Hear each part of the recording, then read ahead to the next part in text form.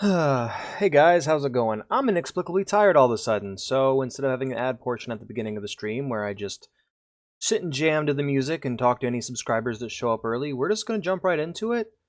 I'm very tired right now. I did the basic prep, but I really just wasn't in the mood for doing the basic stream startup stuff I have to do. The boring shit that I don't actually enjoy doing and the shit that I do that basically the most important shit, the promo, like the single most important thing for you to do as a streamer. Like I I want to make a video titled "Small Streamers Handbook," basically just talking about how you can have fun being a small streamer without having to be super duper popular, just to get that fantasy out of people's head and just help them to enjoy the simple pleasures of streaming to a very small audience, which is something I do every day. Uh, a big part of that video, if and slash when I make it, is going to be me basically repeatedly telling the viewer, holy shit, promote constantly, promote all the time. For fuck's sake, always be promoting. Never stop promoting. I want to actually ask people what goal they'd want to work towards, because the new mic thing is unnecessary. The new headphones thing is unnecessary. I like just little upgrades to my setup. I guess I could ditch the new mic one and try new headphones for a while, because I really don't care about getting a new mic. I would like to get a new headset though, even if it's just this headset again. Goals, you know. Promoting time. Hi Ghost, how are you? Yeah, something I talked a bit on the subscriber stream is the new sub goal. What I want it to be, I don't know. I have a current list of sub goals. There are very I think I need to go over them again. You're good. That's good to hear, man. I need to go over them again because right now for my sub goals, I have new headphones for 70 subs, new monitor 75 subs, new chair which I already have. I found one on the side of the road that I like, so I don't really need a new chair. VR streams 150 subs. Again, I can do those whenever I have a headset, so I can complete that. Honestly, the goal that I'd want to work towards more than anything is the PC upgrade. I might actually need to tweak that a bit because I do want to get an upgraded video card and upgrade my computer so that I could play more games.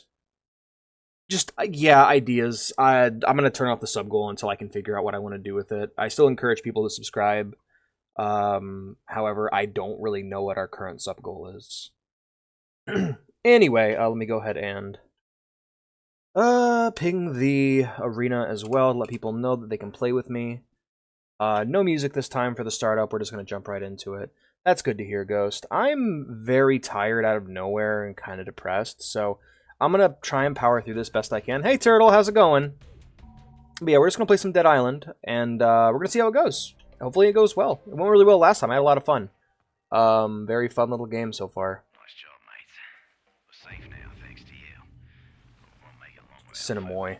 help don't come Cinnamon soon. boy. We have to head to town.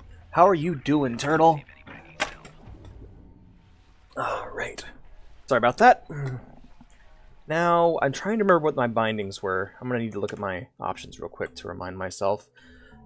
Game lobby should be... Friend... I mean, it should be all set up already. But if anyone else has this game, they can join me, of course. It's a co-op stream. Let's go and check the bindings. I want to see what my weapon wheel is. Quick inventory tab. Alright, cool. It's so funny, you can drive the truck anywhere. Really? I didn't know that.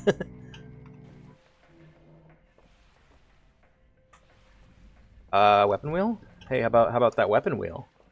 Hello. I need champagne. Bruno says he likes cocaine. Why is the... Hold on, let me unplug my PS4 controller.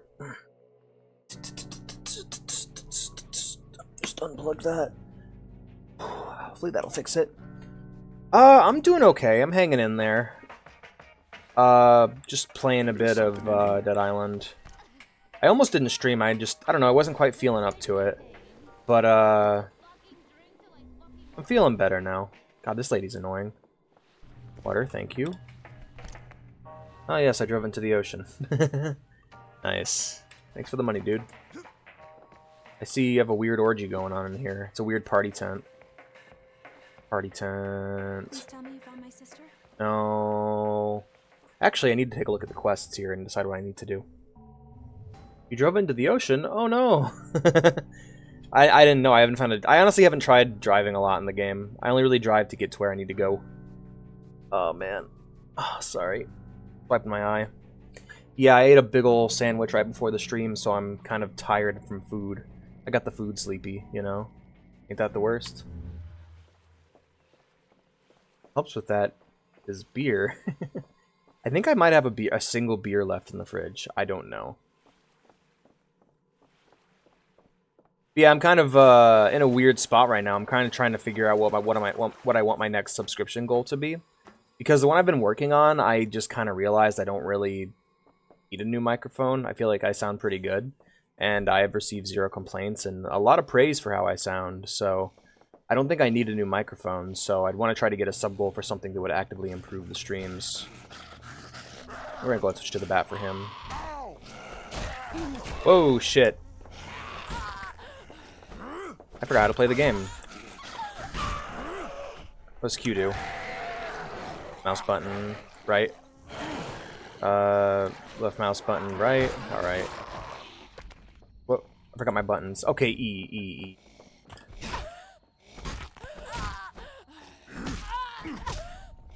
Alright, switch to my fists. Die. Alright, she's down. Yeah, right now I don't know what I want to work towards, because like the next goal that I'm really I really need is like upgrades for the computer. But that sub goal is like a ridiculously high number, and I feel weird jumping from 50 like a 50 sub goal to a like a 200 and something sub goal, because that's how much it would actually cost in terms of subscribers to get the components necessary to upgrade my PC. Now we're just gonna run past this guy. Fuck this guy.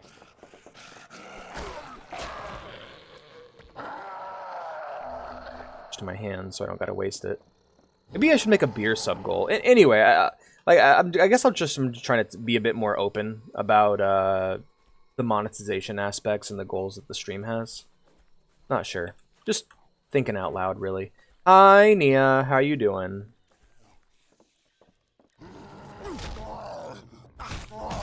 Punch you. You're deaded. Hello. Big guy. I'm out. He's a big guy. For you.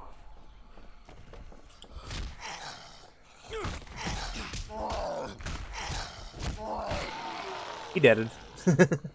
Playing some Genshin. Nice. I can't believe Sheepy started working after you ended the stream. Right? That was some bullshit. I was actually kind of excited to play that. I got it working, though.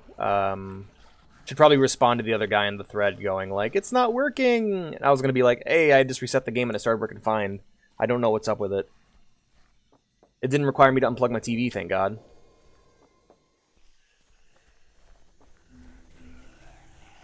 Bruno says he likes cocaine. Why did he tell us?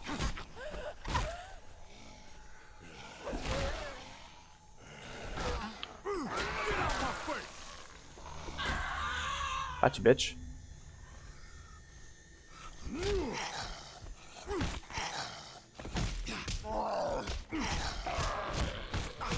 I have this song stuck in my head all of a sudden. Christ. Hey, where's my bat that I threw? Thank you. Pick that back up. Doing Koki goes insane. But yeah, if you guys have any suggestions for a sub goal, I'm all ears, you know. I'd love to hear them because I am genuinely blanking. The only sub goal I can think of is shit. I don't really know. Only one I can think of is to get upgrades for the computer.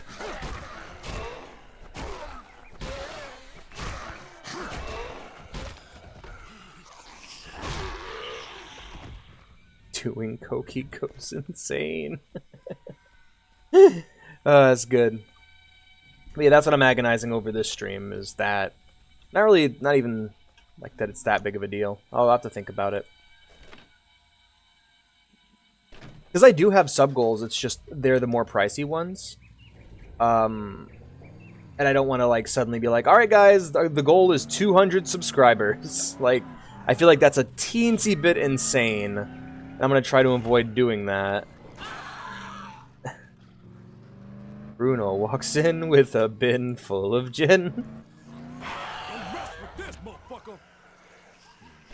We don't talk about my nose. We don't sweep with a broom, no. But it was our wedding day. Wasn't a cloud in the sky. God damn it, now it's stuck in my head. I'm scared. Not ready for the Zamblebees. Don't worry, I'm sure I got away.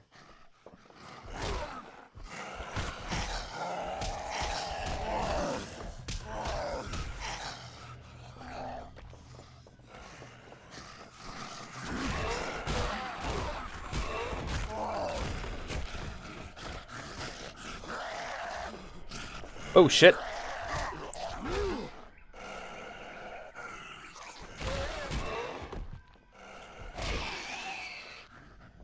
Stomp him in the nuts. Stomp him in the nuts.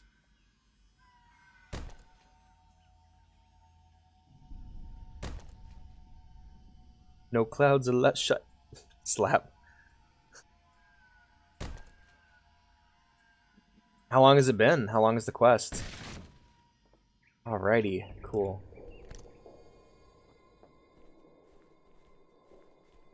No clouds allowed. Shut.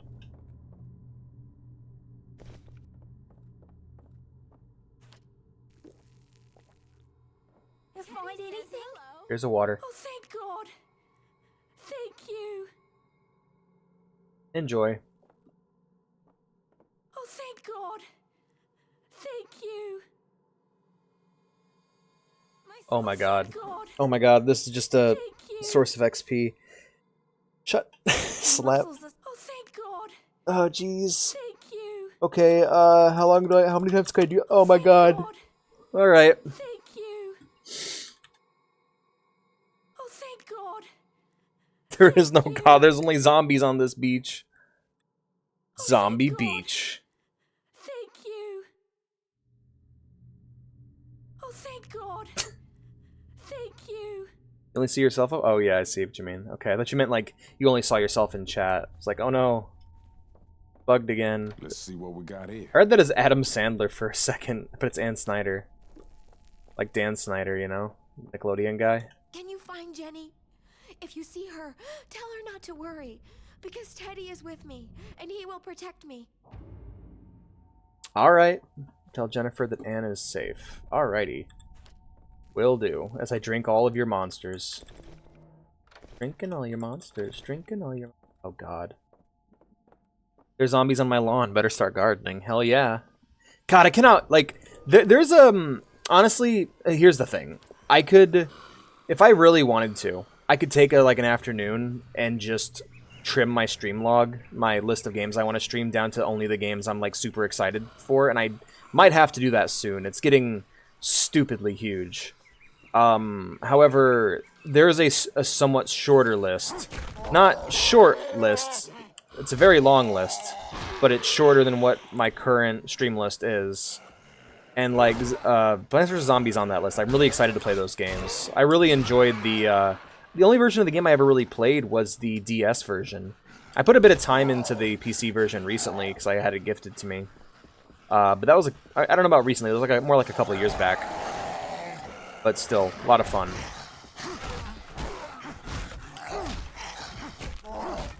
God, just the feeling of smashing things in this game feels really good.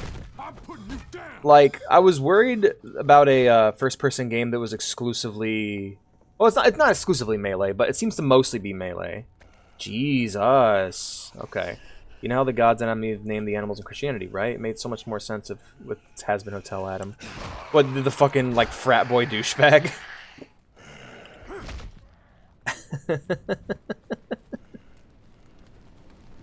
I guess that makes sense. I feel weird. It feels weird that Adam's an angel, by the way. That's kind of a weird thing for me. But I also feel equally weird about, like, people who die becoming angels, because that's not... it's weird, because I treat Christianity the way I do any mythology. Like, to me, it's lore. Like, the Bible is lore. And it's just weird seeing... It's why it always weirds me out when, like, people die and go to heaven and become angels, or popular biblical figures become angels. Because it's like, angels are like a separate species that were made before humanity. The difference between angels and humans is that angels were kind of built to serve a purpose, which is why they look so strange, because they were meant to serve a hyper-specific purpose as God's tools. And humans were made in God's image, which is why God looks like us. Which can be interpreted a bunch of different ways. Like tits and blue-footed boobies and cock. Yeah, right? I do like Adam in Hazbin Hotel. Just total douchebag. Makes perfect sense. Especially if you know everything that went down with, like, Lilith. Like, Lilith only... I mean, they explain it in Hazbin Hotel, now that I think about it. They got that right, by the way. Everything involving the lore of Lilith, aside from her marrying the devil. They got that that was pretty spot on to what happened biblically. Or, not biblically, but more mythologically, because Lilith's not really included in a lot of versions of the Bible. I'm a dork about Christianity the way I'm a dork about, like, Norse or Greek mythology. I just think that shit's cool, you know? I don't know, just fun to me. I'm not religious or spiritual. I'm just a guy having a good time. And if there's something cool in the Bible, I'm going to talk about it. Like how there's just a specific angel. I think it's the Archangel Gabriel. I'm not sure, but there's a specific angel waiting to kick the devil's ass. Like, he's just waiting. He's, like, basically camping the devil, and the moment the devil comes to Earth, he's gonna fucking descend. He's gonna the angel, I think it's Gabriel, is going to descend from heaven and whip his fucking ass and just kill him, because that's all he's there to do. God's like, here's your sword made of fire. You just wait for Satan to show up, and then when he shows up, you need to fucking get him. And I think that's one of the coolest pieces of that's one of the coolest things. I keep seeing it. I don't get the joke. Eating spare ribs. It's because Eve was made from Adam's rib. He was... okay, so Lilith was a creature. Okay, so originally God created man and woman, right? He created Adam and Lilith. Lilith was created to be Adam's equal. However, because of conflict between the two of them, Lilith was cast out of Eden. And instead, God took Adam's extra rib, and used it to make women. Used it to forge female. We can all live together. How's it going, Corkscrew?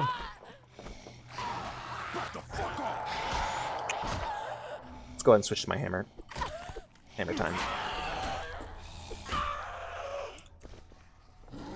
And we're just gonna be dodging that motherfucker. Corn ribs.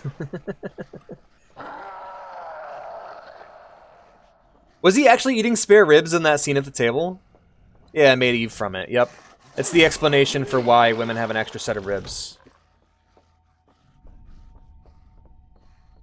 We can all live I feel like I should know the song or something you're referencing there, but it's good to see you, Corkscrew. How you doing? But yeah, like, okay, so you know that one player of fucking Elden Ring that's let me solo them? That's what that angel is. The fucking angel whose like whole point of their only job is to kill Satan when he comes to Earth. Is like, that's his job. He has let me solo him as his screen name. He's there to 1v1 Satan. I think that's the fucking coolest. Yeah, that's the... Biblically, yeah. Eve was created from Adam's rib. Which is the explanation the entire point of that is to... From what I understand, mythologically speaking, is simply to explain two things. One, why in Abrahamic society the woman had to serve the man in the household, and 2, why they have an extra set of ribs. Doesn't everyone have the same amount of ribs no matter what? Yeah, we all do. I mean, all men and all, like, okay, how do I put it? Because, like, okay, one of the gender identifiers for female is having an extra rib. Archangel Michael be like, let me solo them. Yeah, exactly. That's what he does. That's Michael. He's there with his fucking flaming sword, which I like to interpret as like a lightsaber or a Gundam beam katana or a beam saber, and he's just sitting there waiting for Satan to show up. Making me dizzy.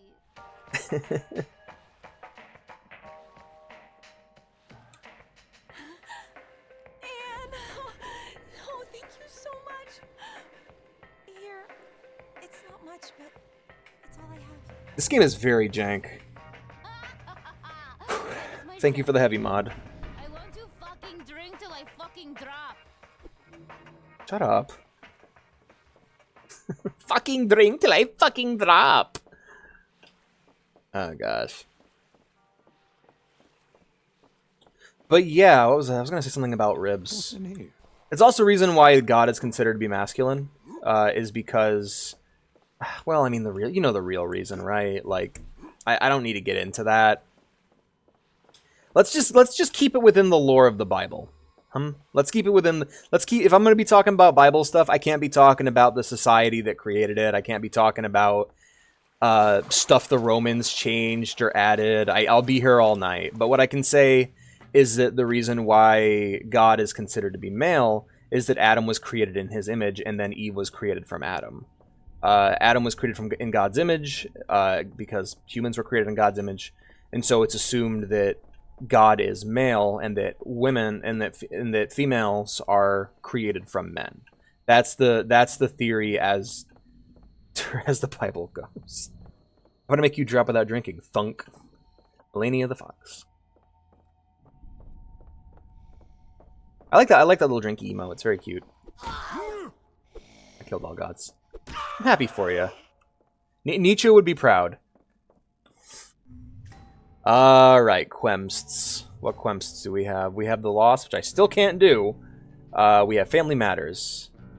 It's a rare condition at this day and age to see any good news on the newspaper page. I botched it, guys. I'm sorry. I will not be singing the rest of the Family Matters theme at this time. You know, this guy came and then Earth and then Sky came to be. Yeah. There's a lot less shit being conjured up through genital mutilation or sex in the Bible compared to like Egyptian or Greek mythology. Several deities were birthed from genital mutilation in both Egyptian and Greek mythology. I wonder if Joseph Campbell talks about that in the monomyth.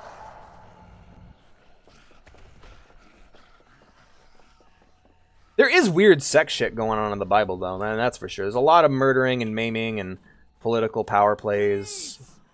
Hey, Alfred, what's up, dude? I guess I can come help. Doop-a-doop-a-doo. Not to say that the Bible endorses any of that. It's more just it happens in the book, you know? It's like saying Game of Thrones supports incest. It doesn't, but it does happen within Game of Thrones' story. Well, yeah, well, look at you go, Alex. Fucking just comparing to... Like, I don't know. To me, it's all mythology. It's all there for me to enjoy. If I upset you or offend you, let me know, and I will promptly change subject. You gotta help me! What's up, dude? Thank you. Man, I was fucked up. Are you for real? I'm out of here. Oh my god, is that some... Oh, man, this might be something dumb.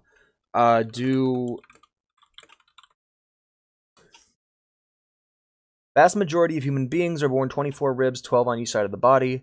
Contrary to what... Wow! Yeah, this was a mistake on my end? Wow, okay, so it's a widely held misconception. Fascinating. No, dude, yeah, I actually thought that. Quest is done. Yay. Good work, lad. The Beatles are all dead. Wow. Did you? Okay. I know it's a thing in JoJo's, but like, I genuinely thought that. You know what? I was brought up very Christian, so that might actually be a thing. All right. Well, now I need to actually know rib number misconception, because now I want to know where that comes from. Because it could just be a Bible thing. It could have just come from the Bible. Commonly held falsehood. Well, I want to know where the falsehood came from. That's more fascinating than me. The myth of the missing rib. Okay. Christian perspective on whether or not there's a person's... What the fuck? Medium.com. What the fuck? Okay, now we're diving into a whole other thing. I should read this later, though. Anyway, wow, learn something new every day. Look at that. You'd be shocked at how many of those things there are, though. Like, how many things I believed my entire life that turned out not to be true at all. And it's always upsetting when I have it, you know? But, I mean, on occasion, you just find that one thing that you're like, well, shit, that was all bullshit then. Lovely. You know? It's always a bummer when that happens. What was it? There was something recently I had that with, where it's just, there was like a really, like there's a, like something I just believed to be true. And I kept talking about it as if it was. I don't remember what it was, though. Fuck. Damn. Alright, well, I probably already overwrote it in my mind with whatever the truth was. The Egyptian, I heard it as in you had to do a presentation on all of them. Oh, no. Well, I mean, what you'd want to do is pick a single story that had commonalities between the three. That's a shame. I loved anything we had to do on Greek mythology in class. I wish I got to take a mythology class.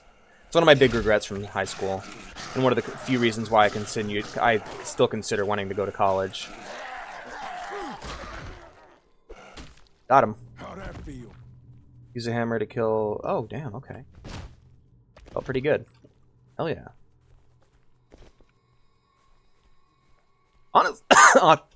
Honestly, this game has got the same kind of chill vibes that, like, Borderlands has, of just doing simple objectives on a map while engaging with a relatively simple but satisfying combat system.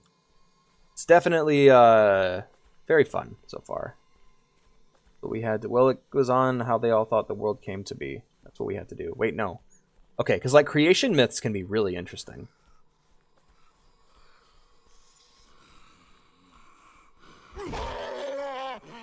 I mean, Norse mythology is really hard because I don't want to say there's not a lot of it. That's the biggest issue is there's not a lot of it because of how it was told, and it wasn't like preserved by the Romans like Greek mythology was, from what I understand. Just science, Christians, or Egypts. I see. Huh. Hello. Hey, TJ.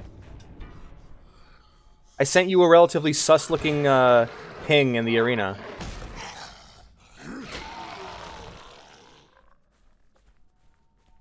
But yeah, like...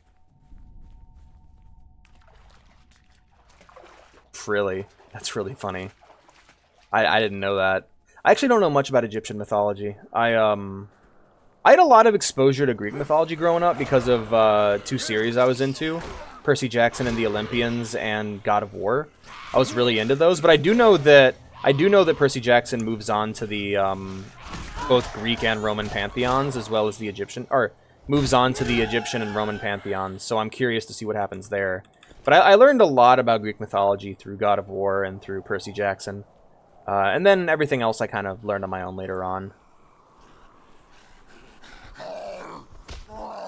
We have so few good movies about Greek mythology. Isn't that sad? Like, all we really have to this day, like, I still need to see the original Clash of the Titans, but all I've really found so far is the Odyssey, which I really like, but still. Hello, smash their skulls to bits. I will certainly try. I want to play, the bad Activision Walking Dead game, Survival Instinct. I really want to try that. See if I like it.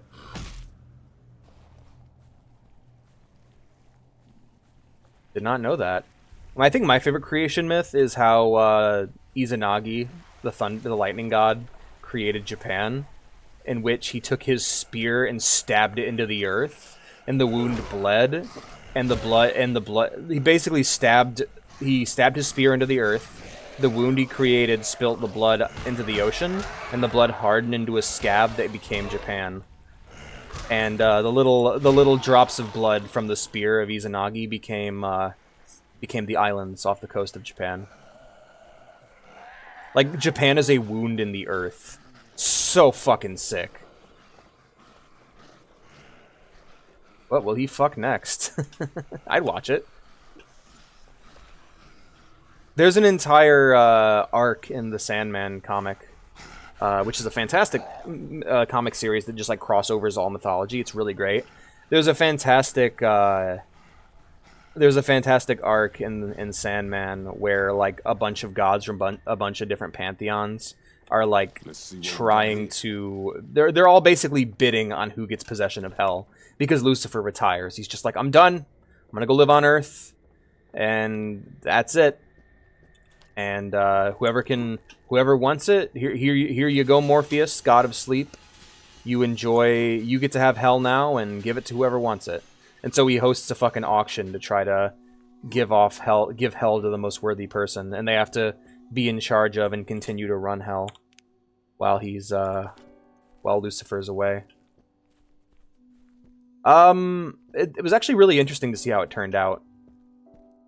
God sent several angels down to basically run the auction on his behalf, and eventually they ended up winning the auction, and God's like, great!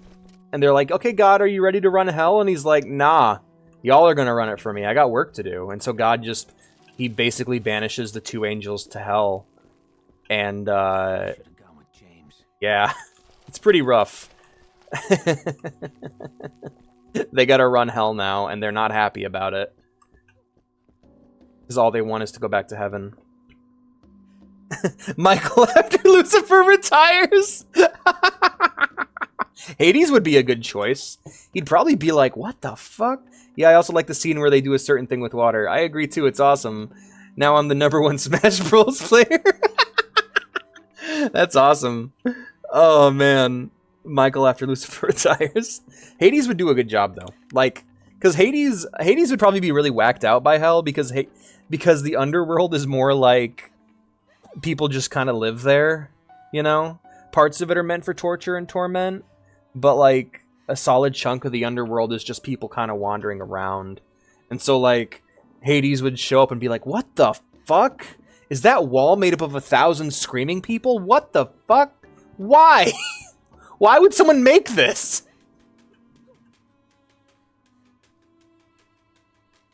Well, I mean, if the devil died, then I don't know.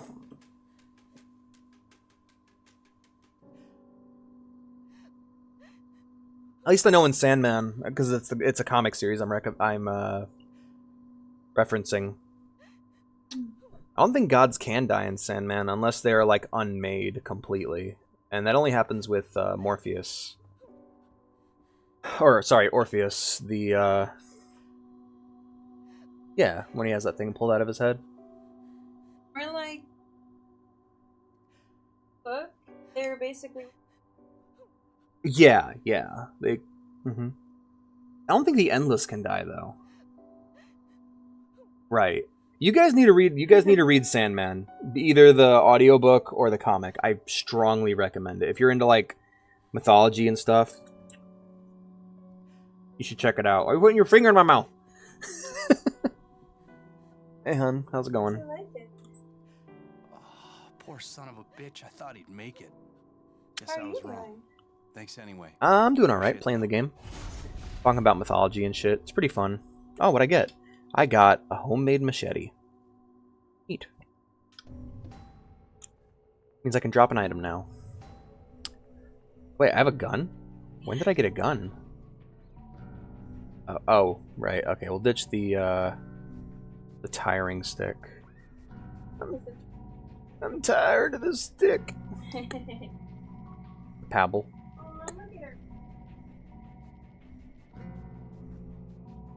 Aw. Penny's laying in the middle of the kitchen on her tummy. Alright. When is MGSV set again? I think Ground Zeroes is set in 78. No, it's been 9 years, so that would be 73. No, that wouldn't be right. Sorry, 75, and then Phantom Pain is set in 1984. It's pretty funny. I'm inside your palace. Hey, Vsauce, Archangel Mike Angel. Archangel Mike Angel. Archangel Michael here. Your health security is safe, or is it? Yeah. Oh, okay. Wait a minute. No, Sandman actually never brings that up. Shouldn't Michael be coming for his ass if he shows up on Earth?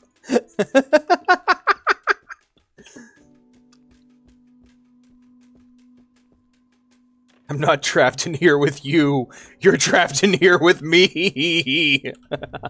But nah, yes, read Sandman. It good. It really good. What's this one? +3 force. What do we got here? Damage into stamina boost. From the build guide I was looking at, I just need to fill all of these out. So hold on. Dead Island. Sam. Build.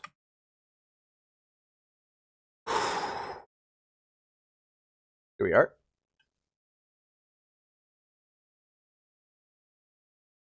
Rabbit hole and started watching Rob combo tutorials today. Nice. Nice.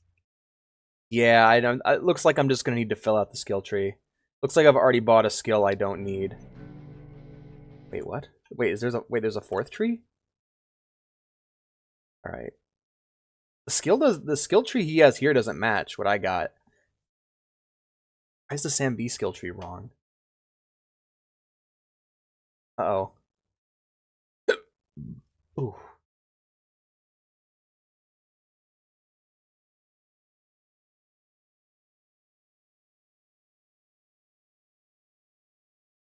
I think I already fucked up the build.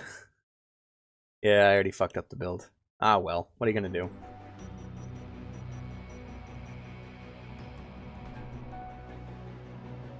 Can I unchoose? Can I reroll? No. LE Pro. Wait, there's a fourth tree? I think there's over 1 million. Hi, Perpetually Tired. I feel that. How you doing, friend? I already messed up a Sam B build. That's good.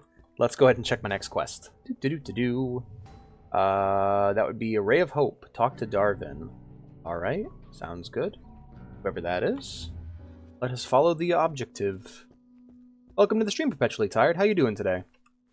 Energy Dink. Oof, feel that, right? I ate a big old sandwich right before the stream, and so like I feel exhausted. Let's go ahead and upgrade the hammer I like so much. Repair.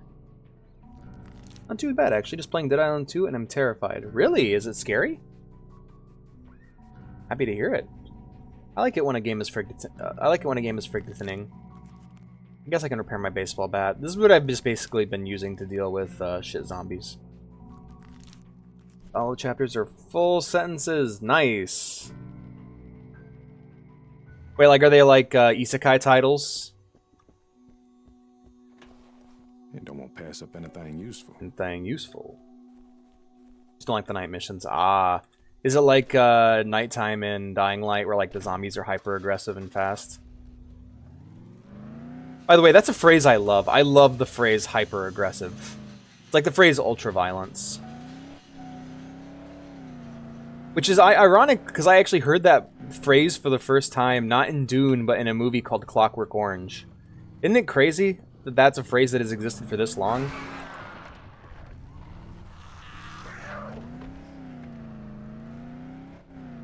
No, just dark. Ah, okay. Spooky. Shades for Shades. How you doing, Shades? Hydrate, will do.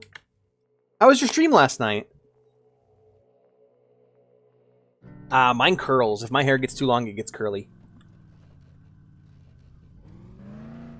I think I just have curly hair, to be honest. I've never let it grow out that long, so... yeah. Hello, guys. Get squooshed. I love D Island. Hey, hey, hey! What it do with your boy Shades? Welcome to my stream. Sorry. I can't do an impression of your voice. You have a really unique voice, so I'd have to listen to you a lot more. I guess that's another reason to watch your streams. Hey, hey, hey! We're playing EDF today. That's not how you sound. I'm sorry. That's a bad impression. Anyway, chapter with 10 parts. Whoa! Wow.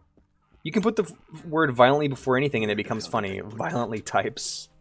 Violently ejaculate. We beat EDF 5 on the hardest difficulty available before, like Hell on Earth mode. Awesome.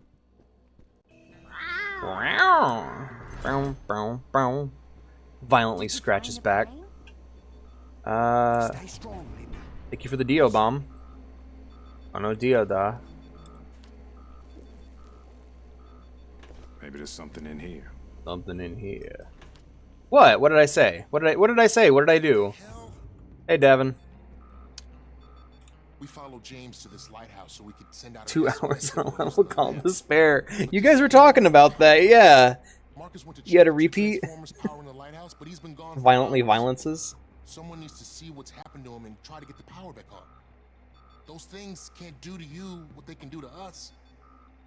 Maybe you can help us. I'll be honest, like, in terms of reasons to have the player be like a Chosen One type character, being immune to the current zombie virus going on is a great reason. I think that's a really good idea, because it's like the idea that we can take multiple hits from zombies without dying is a really, really cool. Stand that stops. Am I enjoying Dead Island? I really am, honestly. I was not expecting to. Like, within the first few seconds of the game, it's very... Like, this is a game that... It reminds me a bit of Stalker, where it's a game that feels bad on touch, but as you put more time into it, you really start to enjoy it. And also, it's got a great atmosphere. The general flow of gameplay is super fun, and most importantly, it is really, really fun to bash zombies over the head. So, yeah, I think I really like Dead Island so far. I'm really enjoying it. Some games feel bad on touch, and, you know, that's alright. Gotta give it some time.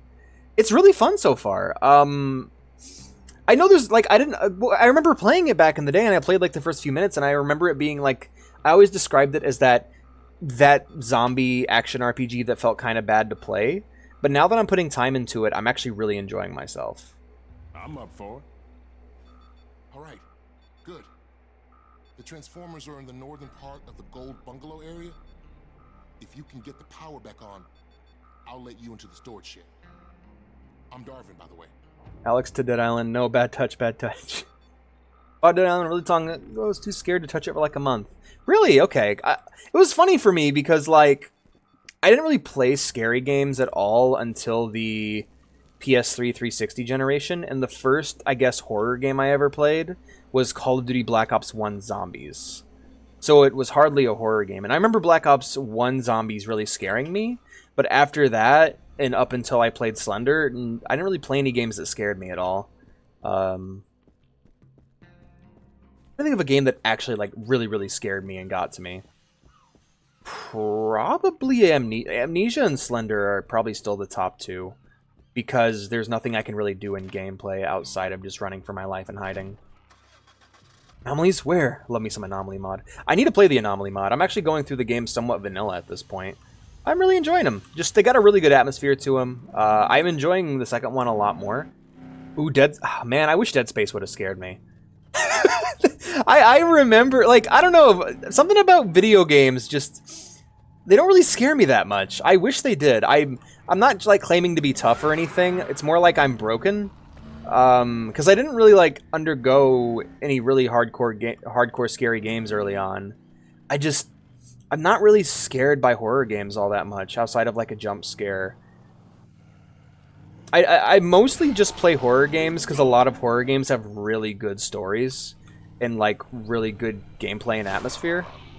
I wish they overtook me the way they do other people. I'm really jealous of, like, because I remember early on I watched a lot of, like, Markiplier and, like, PewDiePie and stuff playing SCP Containment Breach and Slender and such, and I remember watching them and just being like, man, I wish I got that scared while playing these games. I just never really had it. Stomp them in the nuts. Anyway. Took me 12 years to beat that game. Really? Sims. I was a Sims gamer before I tried zombie games. That's a that is such a cool transition. I'm sorry. I'm a weirdo. But like going from the mundanity of life into the nightmare of zombie games is really, really cool. If you only played The Sims and then immediately shifted into Dead Island or Project Zomb, oh man, going from Sims to Project Zomboid would be super fun because those games look kind of similar. All right, we're switching over to the hammer for this one. Horror games before I played Dead Space again. Sims 2 was peak. I never got to play this. I actually never played the second game on PC. I've only played Sims 1, 3, and 4 on PC, and I played Sims 2 on the PS2. I haven't been able to. I haven't gone back and played 2 yet. I need to.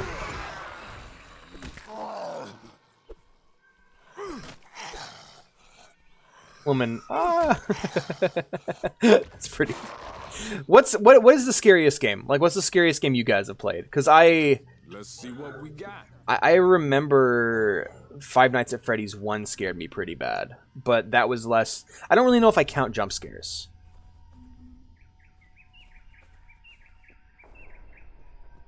Name's Marcus. I was fixing this piece of shit when these things Post-apocalyptic. came out of nowhere. See if you can get that other transformer. I will back play online Fallout. while I will finish play a fixing Fallout this game one. soon. Go. Okay, that's real.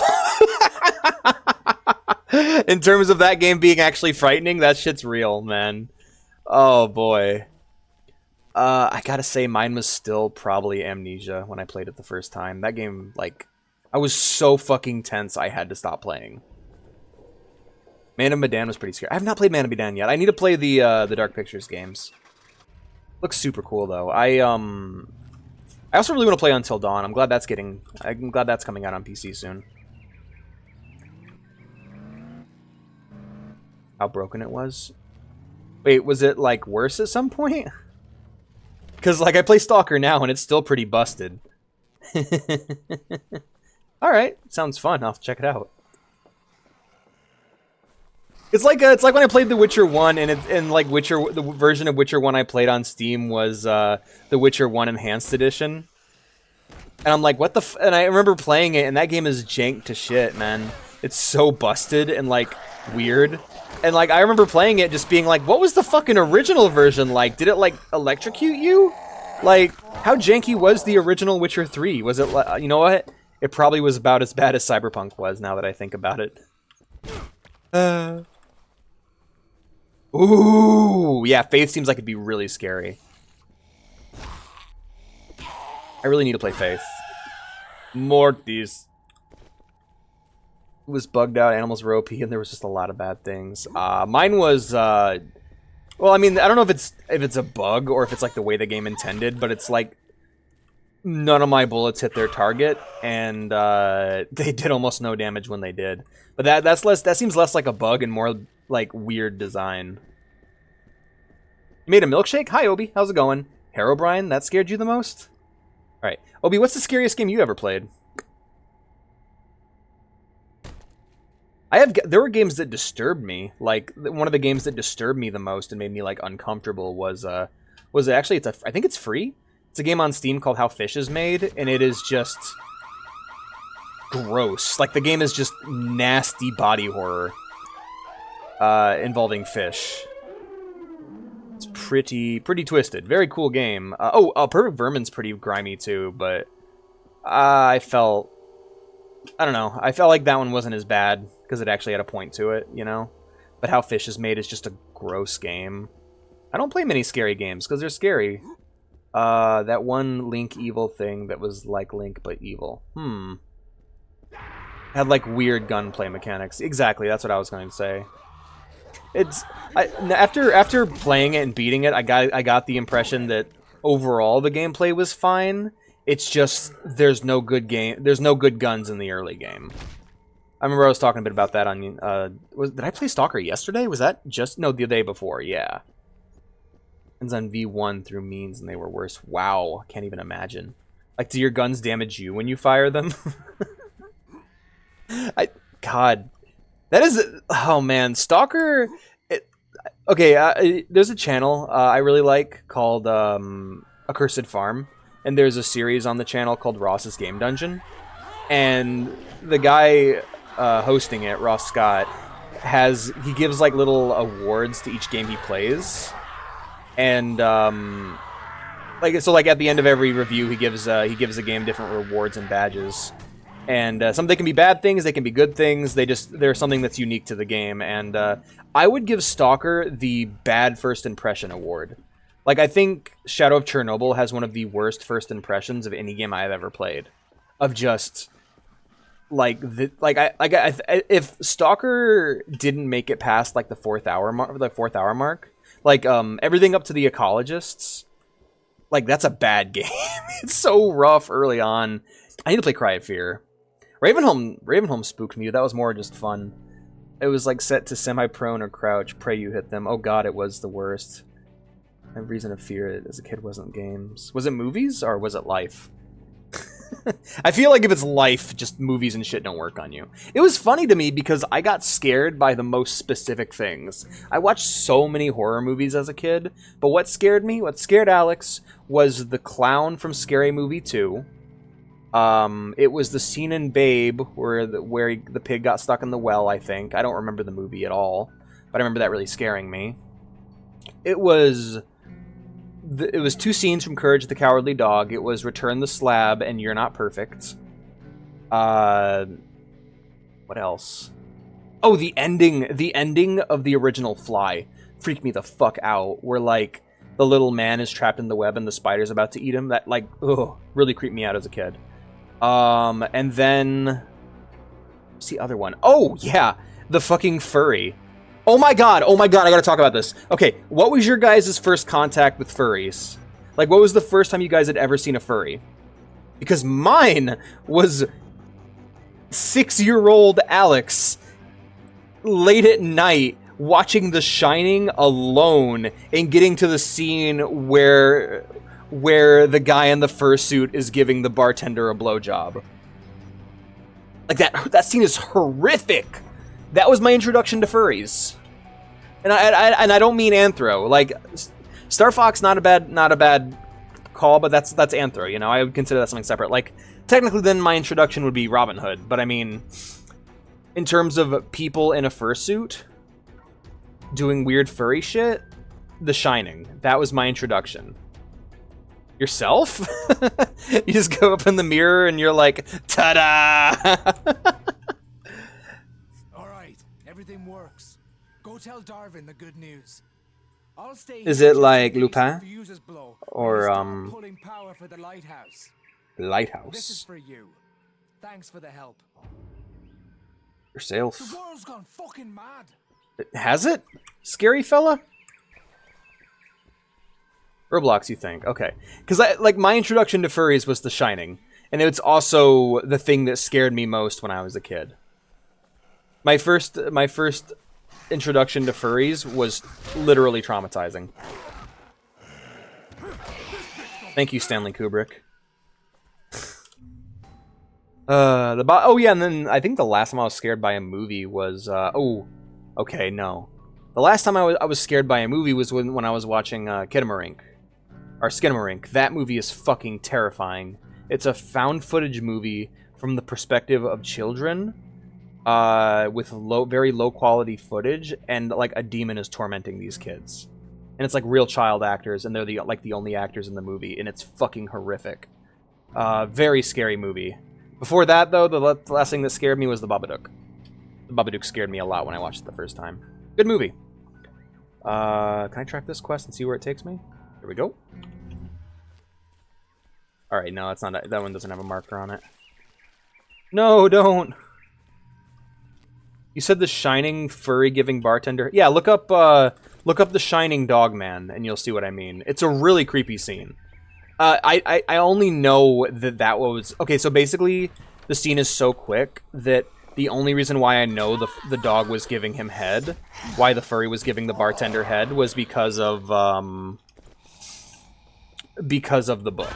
Like, apparently that was the context for what was going on there. Yeah.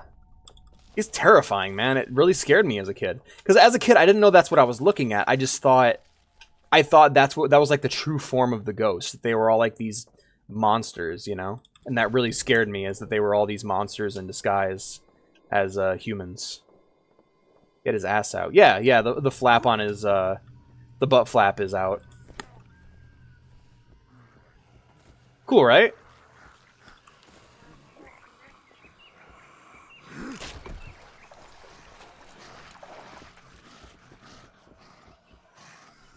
I was thinking about something at work today, though. I was just thinking about, like, Alex has a furry character that he uses for streams. He has one that he uses as his VTuber, as his avatar. He doesn't ever change it.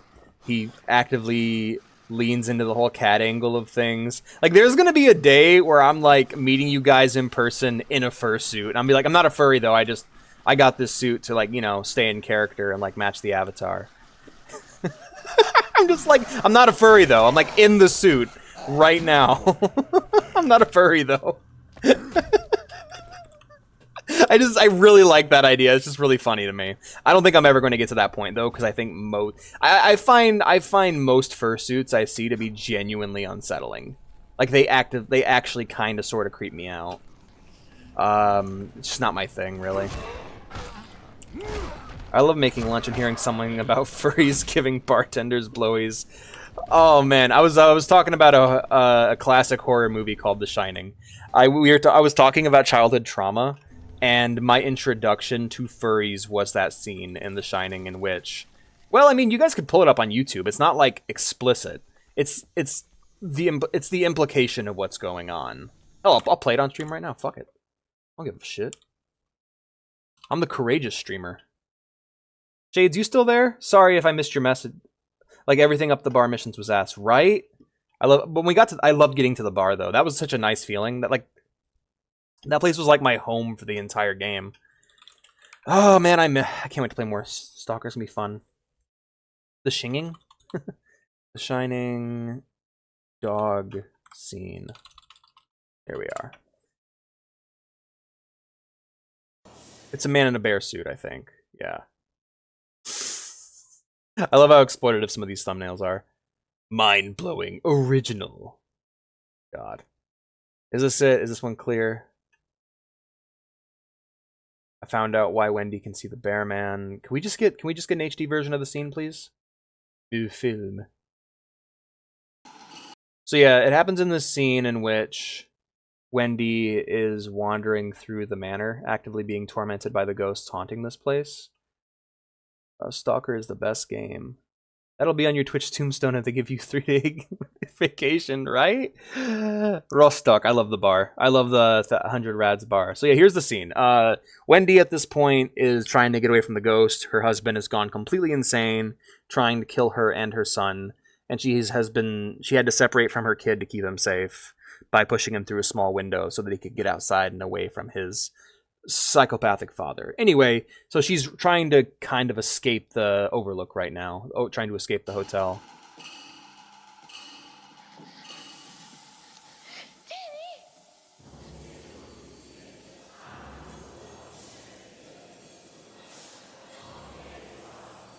Because she's scared of what she's about to run into, and she's exhausted, and the Overlook itself, the hotel she's in, is possessed by like a Lovecraftian entity, like creeping into her mind.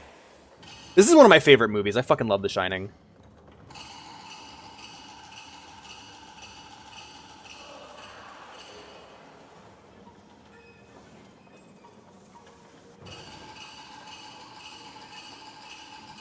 It still gets to me, not gonna lie.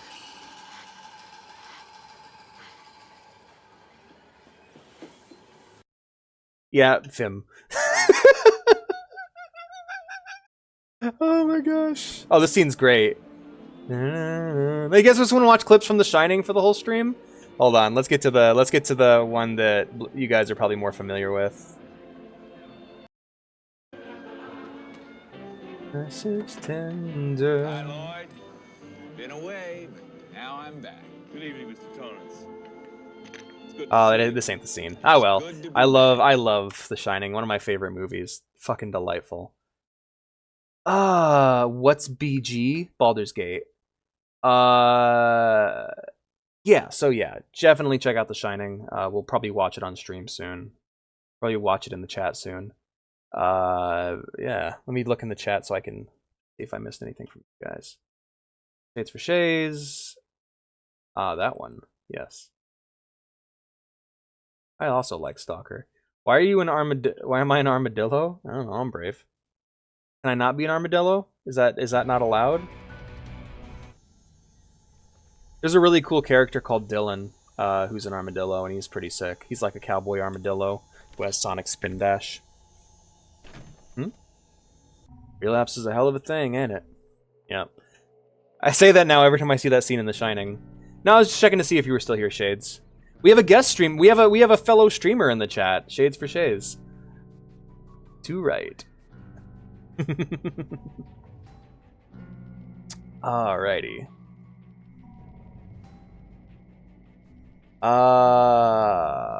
Demo looks back. Okay, find Maggie. Find a way to get inside the lighthouse warehouse. Okay, same quest. Got it.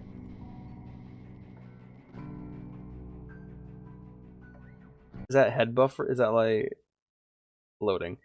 Nice. I don't have any animated emotes yet. That'd be a good goal to work towards. I should see if Mystic's down for giving that a shot. I have an Artle friend who I basically do all my commissions through.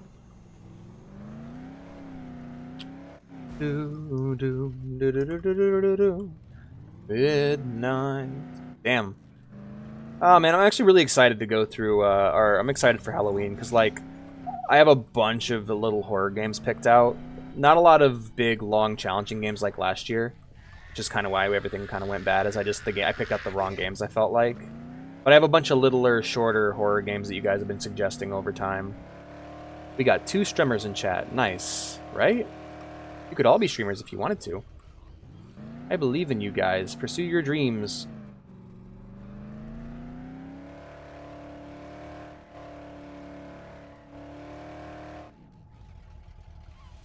Your deems.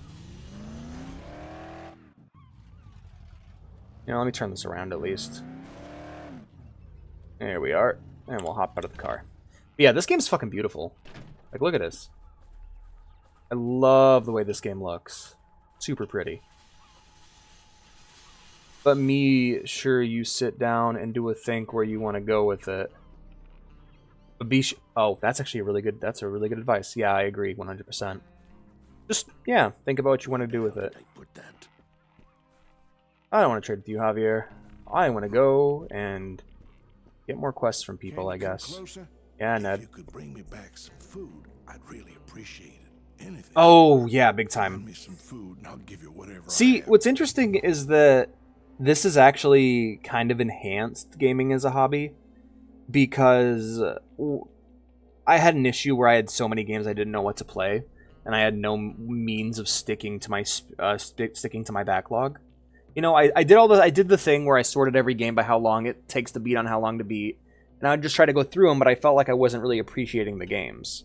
Then I started streaming them instead, and I ended up appreciating them way more. So this kind of became my new method of my backlog, and that eventually just became, you know, streaming. This whole thing started as me just trying to beat my backlog. Yeah, okay. Go. Hurry, see what you can find. I bet you I already have them, man. Here you go. Have some foods. Thanks. That's perfect. You're a lifesaver. You should play Minecraft Story Mode. Yeah, I should. I definitely want to see what's going on with that game. I want to see if it eventually gets to the level of quality that the other Telltale games have. Hi there. Okay. If Marcus said it's gonna work, Oh. let's give it a shot and turn it on. My life is like a video game. Yeah, it's what it started as, honestly. It started as me trying to clear out my backlog, and, well, now my backlog has inflated out of my control because now the priority is streaming. But, it's alright. But, like, oh my gosh.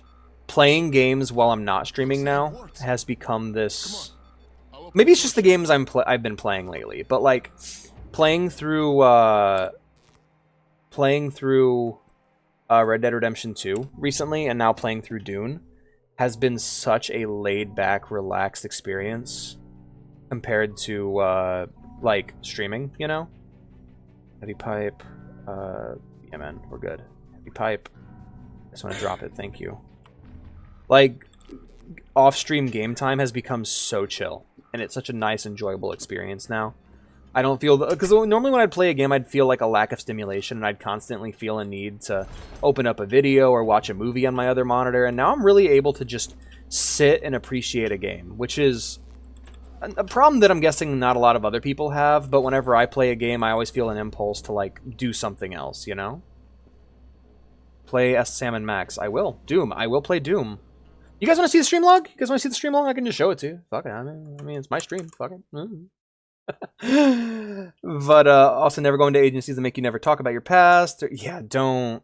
Hey guys, and I know Shades, you're gonna maybe disagree with me on that one. On this one, don't do ads. I feel like doing ads early on is a bad idea because ultimately you want to get people in, and when you have people in already, then you can do your ads. But yeah, agencies, same thing. I'd stay away from that. The Fallout Michigan. I should make a. Boy, this is going to be Alex's mask off moment. Yeah. Okay, this started as the backlog, but has clearly become something so much more. So yeah, exactly. It's been nice to be able to just focus.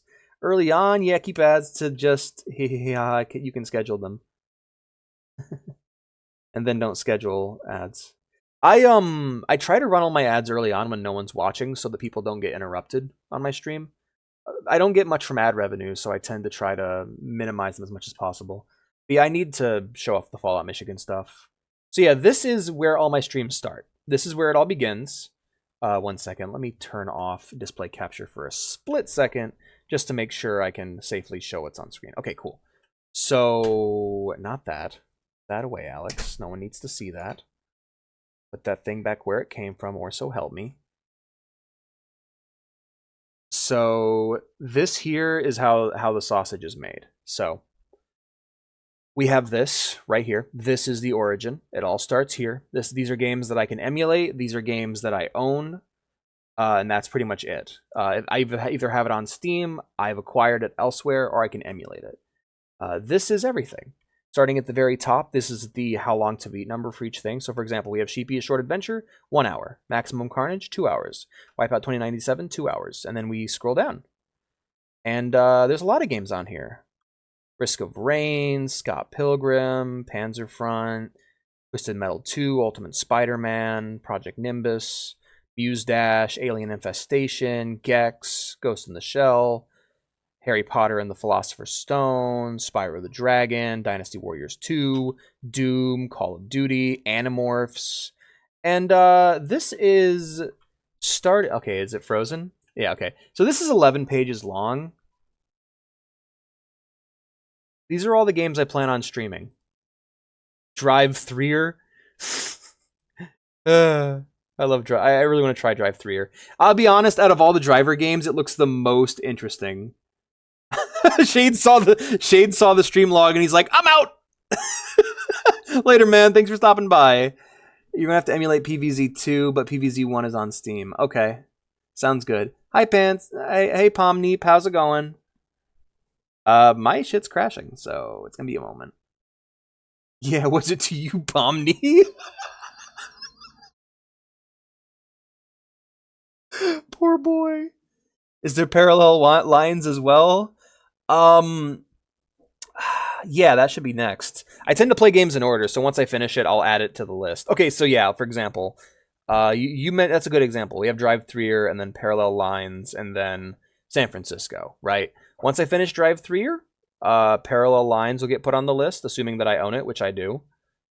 And then when I finish that, San Francisco will be put on the list once I get it. If I don't have it, it'll get wishlisted on Steam, and then we'll continue. But yeah, the list just goes and goes and goes.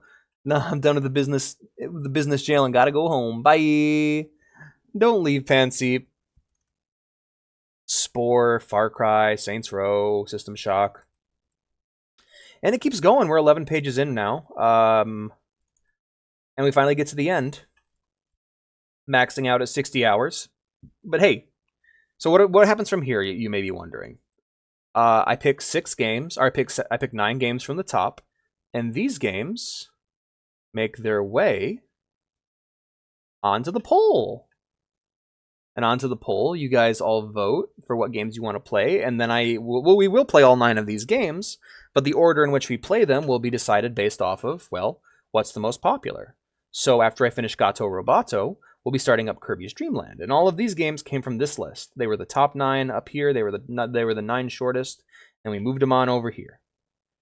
And this also applies to long games as well. For the long games, I pick 3. Now, in reality, they don't go straight to the poll. They, in fact, get moved over here to next week games.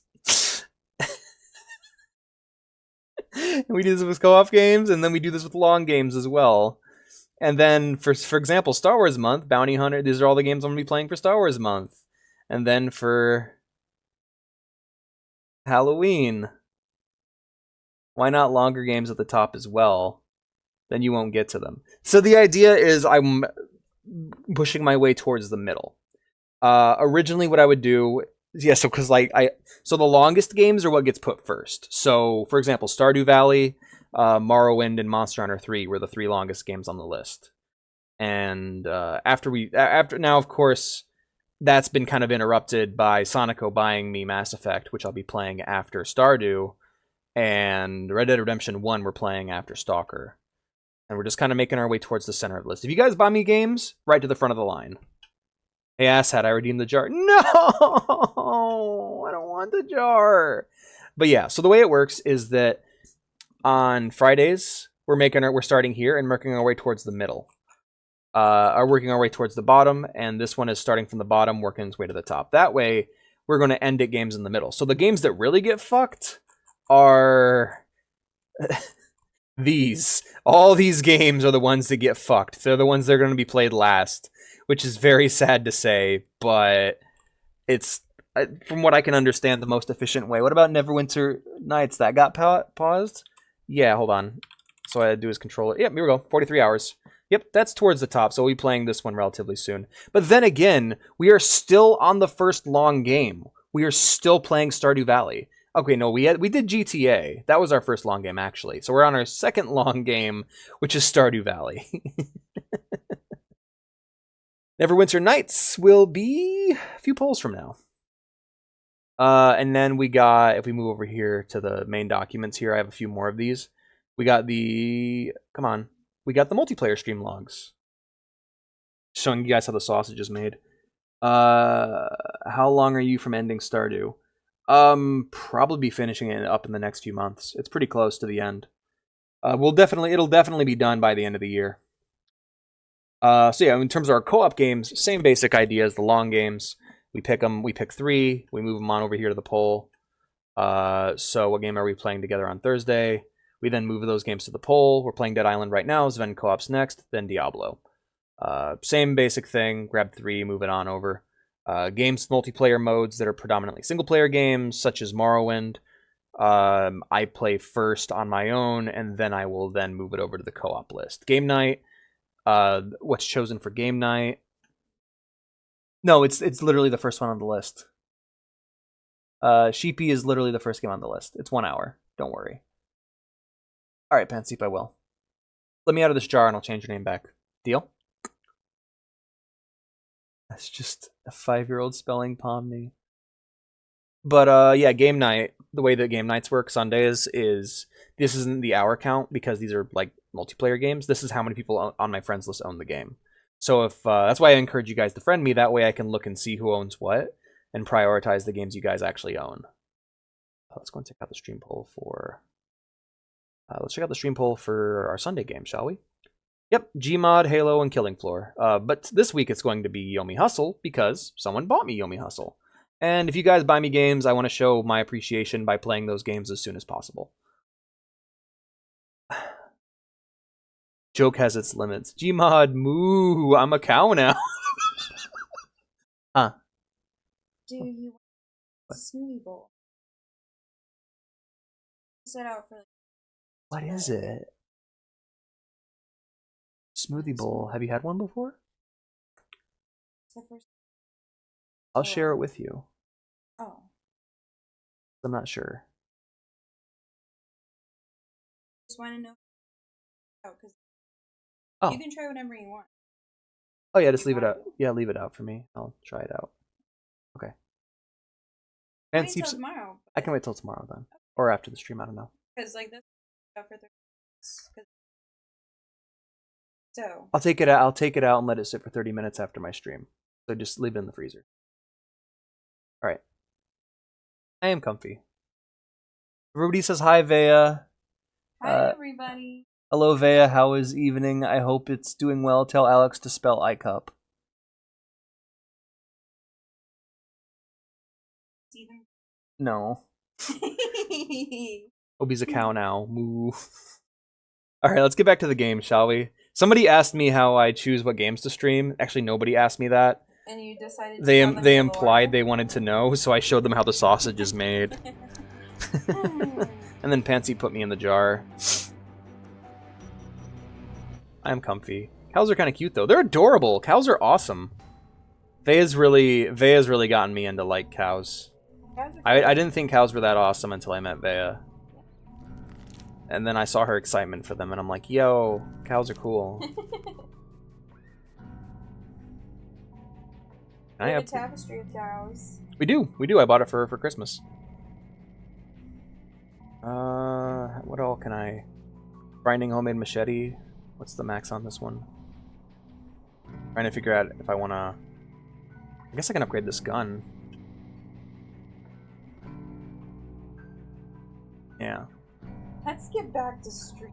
Let's get back to stream, Opie. Funny how a tag says playing with viewers, but I don't see anyone. None of you guys have the game. I was hoping someone new would show up with it, but none of you guys got Dead Island, so I'm open to any of you joining, and if you do join, I'll hop in VC with you, if you're a subscriber. But until then, I am basically playing this alone, yeah. Alex is having the fun. I try. I am trying to have the fun. Energy drink. So much fun. Hello, sir. It's funny, look. I saw what you did for us. Why are her I won't it's like forget it. eyes so close to I don't know, the characters look wonky in this game. Thanks for helping us. We couldn't have gotten I want to hop on Gmod and just like spawn in like 20 Striders and give myself infinite rocket ammo to see if I can deal with them. Striders creep me out, man. The lighthouse is back online. Love you too, hun. We See need you to cover soon. all our bases. I hope you have the fun. Few of us started arranging I try to have the huge fun. help sign out in the clearing nearby. Cows are awesome. When we were chased off by those fucking things. Now, I also want a pet Strider. The problem is I think Striders are really cool. They also piss me off and they're no fun to fight. I'll make it worth your while. They're like actively miserable to play against. Yeah, man, sure. Yeah. All right, good. Would you? But, Okay. Do me a favor. Remember the dude, I'll never forget the Strider part of the Nexus. That's why I kind of love the ending of Episode 2, because Half-Life 2 Episode 2 ends with you, like, just being given a really easy and consistent way to beat the Striders. And so, like, it just feels really nice. Okay, I don't know where the fuck to go to do this quest, but whatever. This is at the lighthouse.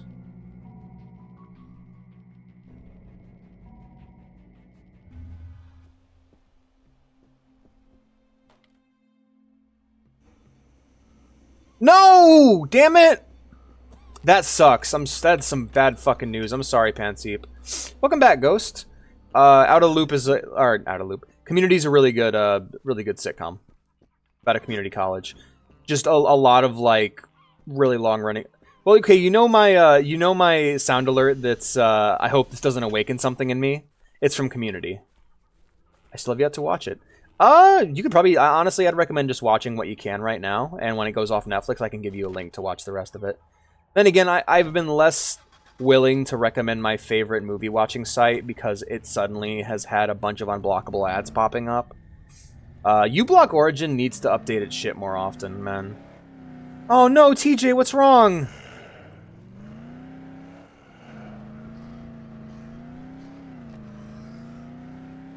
I really want to draw a sandworm from Dune.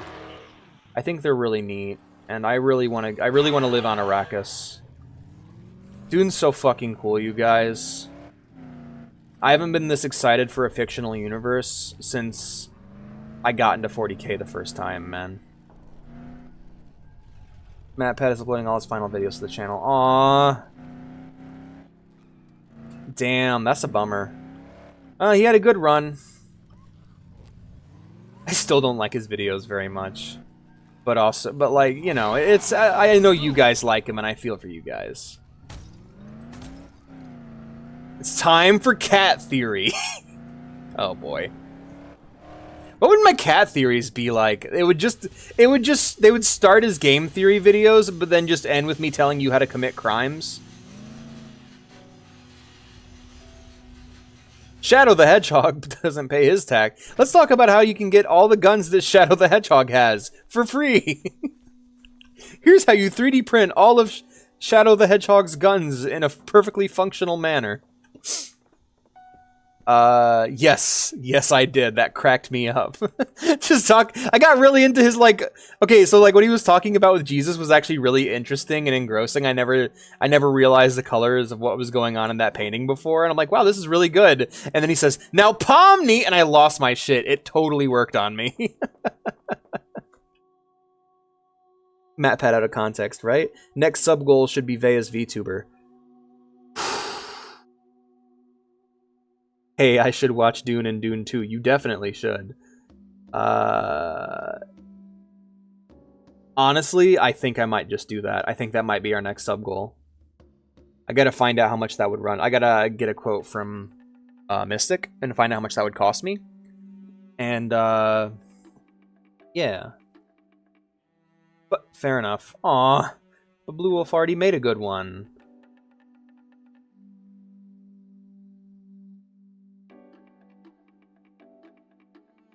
It does. It just doesn't blink. We'll have to get one that blinks too. She wants it to match. We want one that'll match the art style, I guess. To be fair though, like when Vea's on screen, she matches the background better than I do because Blue Wolf also drew that.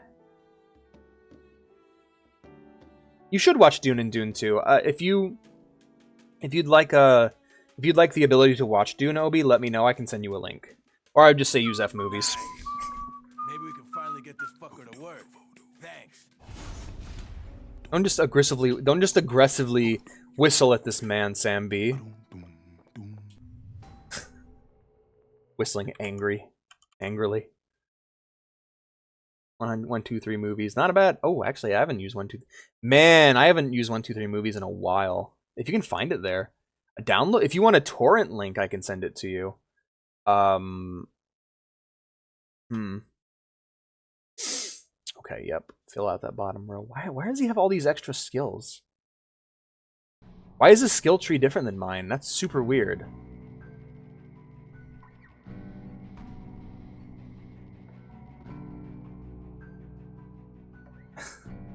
I'm sorry you're depresso. Not a single stream missed. Hell yeah, Panseep. I will send you... How is Steam Unlocked? How isn't Steam Unlocked banned? I don't know. Also, is Steam Unlocked a piracy site or is it a crack site? Because cracks aren't illegal. Piracy, but piracy is. 1, 2, 3. Okay, yeah, it's on here. I'm gonna send you a link to my normal site, and if it's got ad issues, let me know. I would recommend just using the Zapper on your ad blocker for it. But yeah, I'll send you a link to part 1.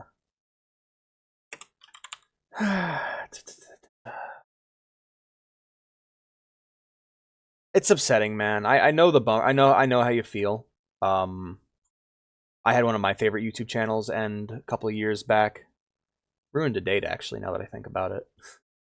But yeah, here you go. Okay, so emulation is not illegal. Emulation is merely the recreation of hardware through software. It's considered to be transformative.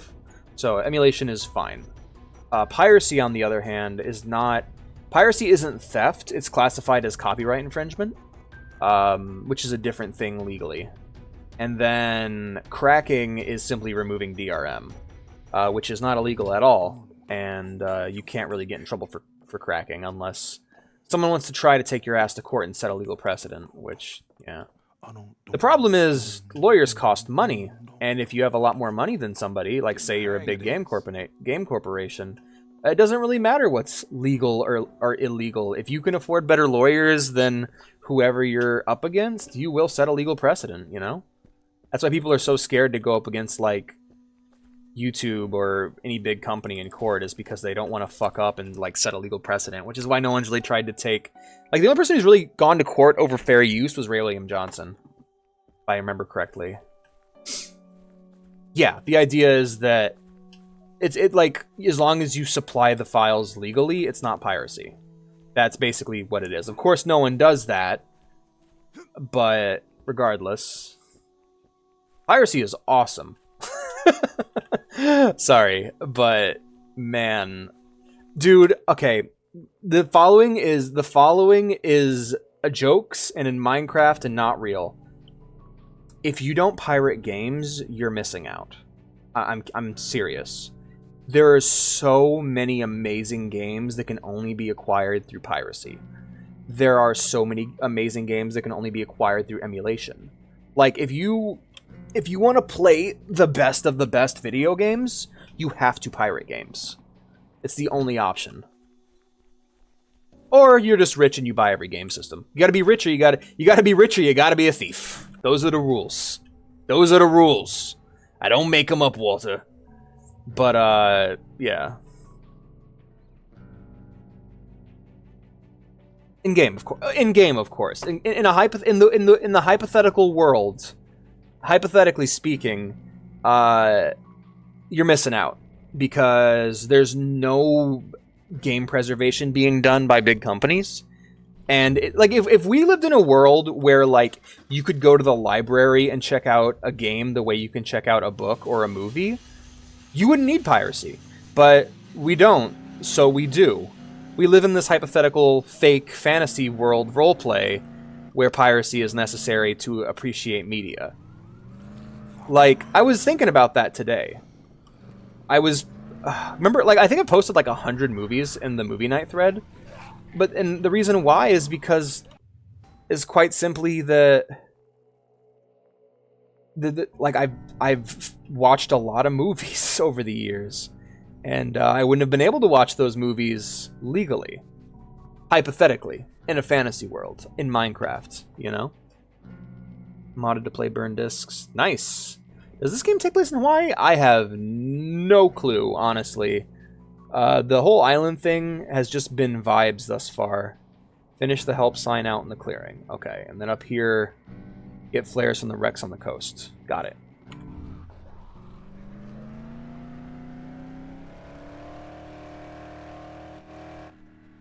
Turn! Oh boy. Weird.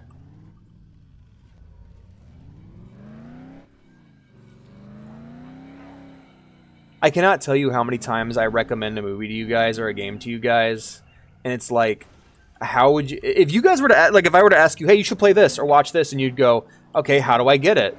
A lot of times I would have to take time to tell you, because I don't know how you go about watching a lot of the things or playing a lot of the things that I've played legally.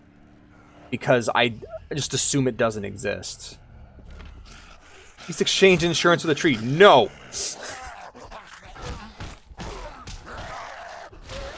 Bitch. Get under my car. That was a hate crime.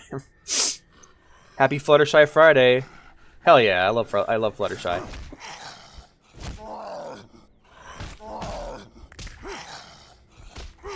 Who's best pony? Because, like, for me, it's like a tie between Fluttershy and Rainbow Dash.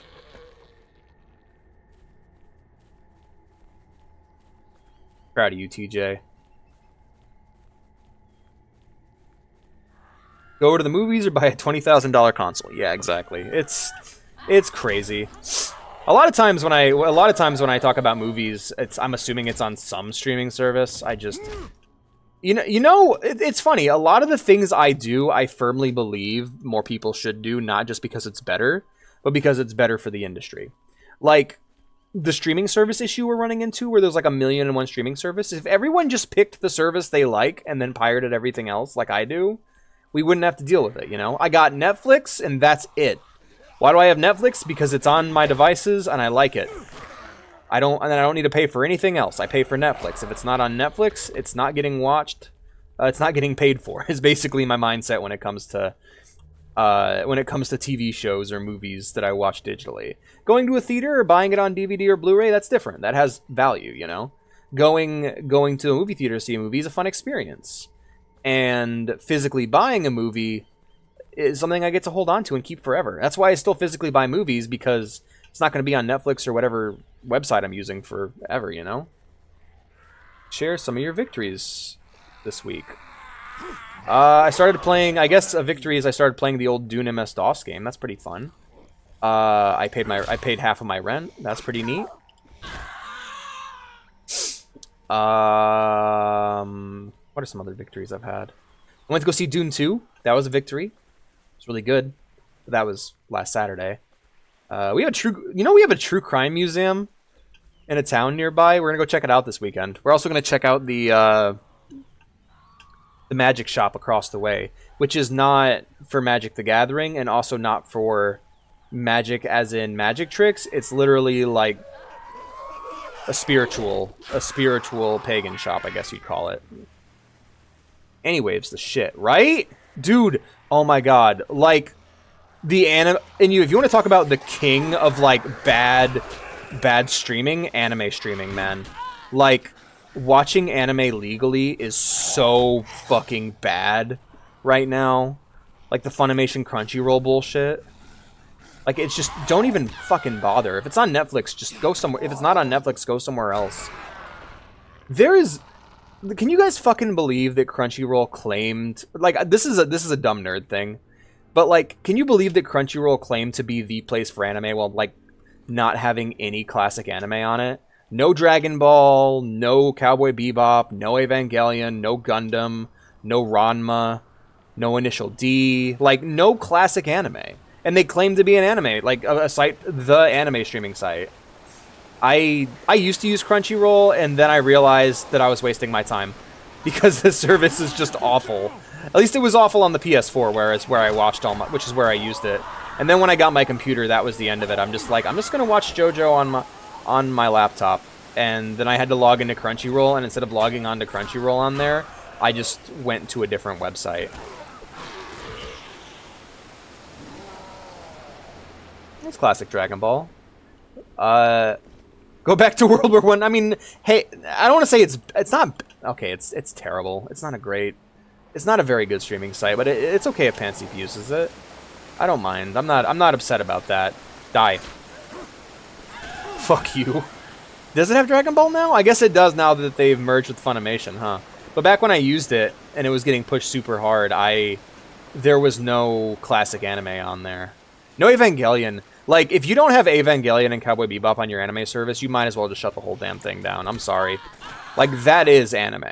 If you don't have Dragon Ball... Like, I feel like that would be like the trifecta. Like, Dragon Ball, Evangelion, Cowboy Bebop. If you lack any of those, you're not running a complete anime service. And you should probably get the fuck out of my site. Let me have my opinions. That's okay. That's fine, Panseep. If it works for you and it's got the shows you like, then hell yeah, man. Because, like, if you... Like, the idea is, like, okay, well, maybe... What if you don't give a shit about those shows? It's like, yeah, fine then. I don't mind at all. It's just for me personally. When it claims to be the platform for anime, I expect a certain level of quality, and it just didn't meet my standards. Oh, I'm sorry.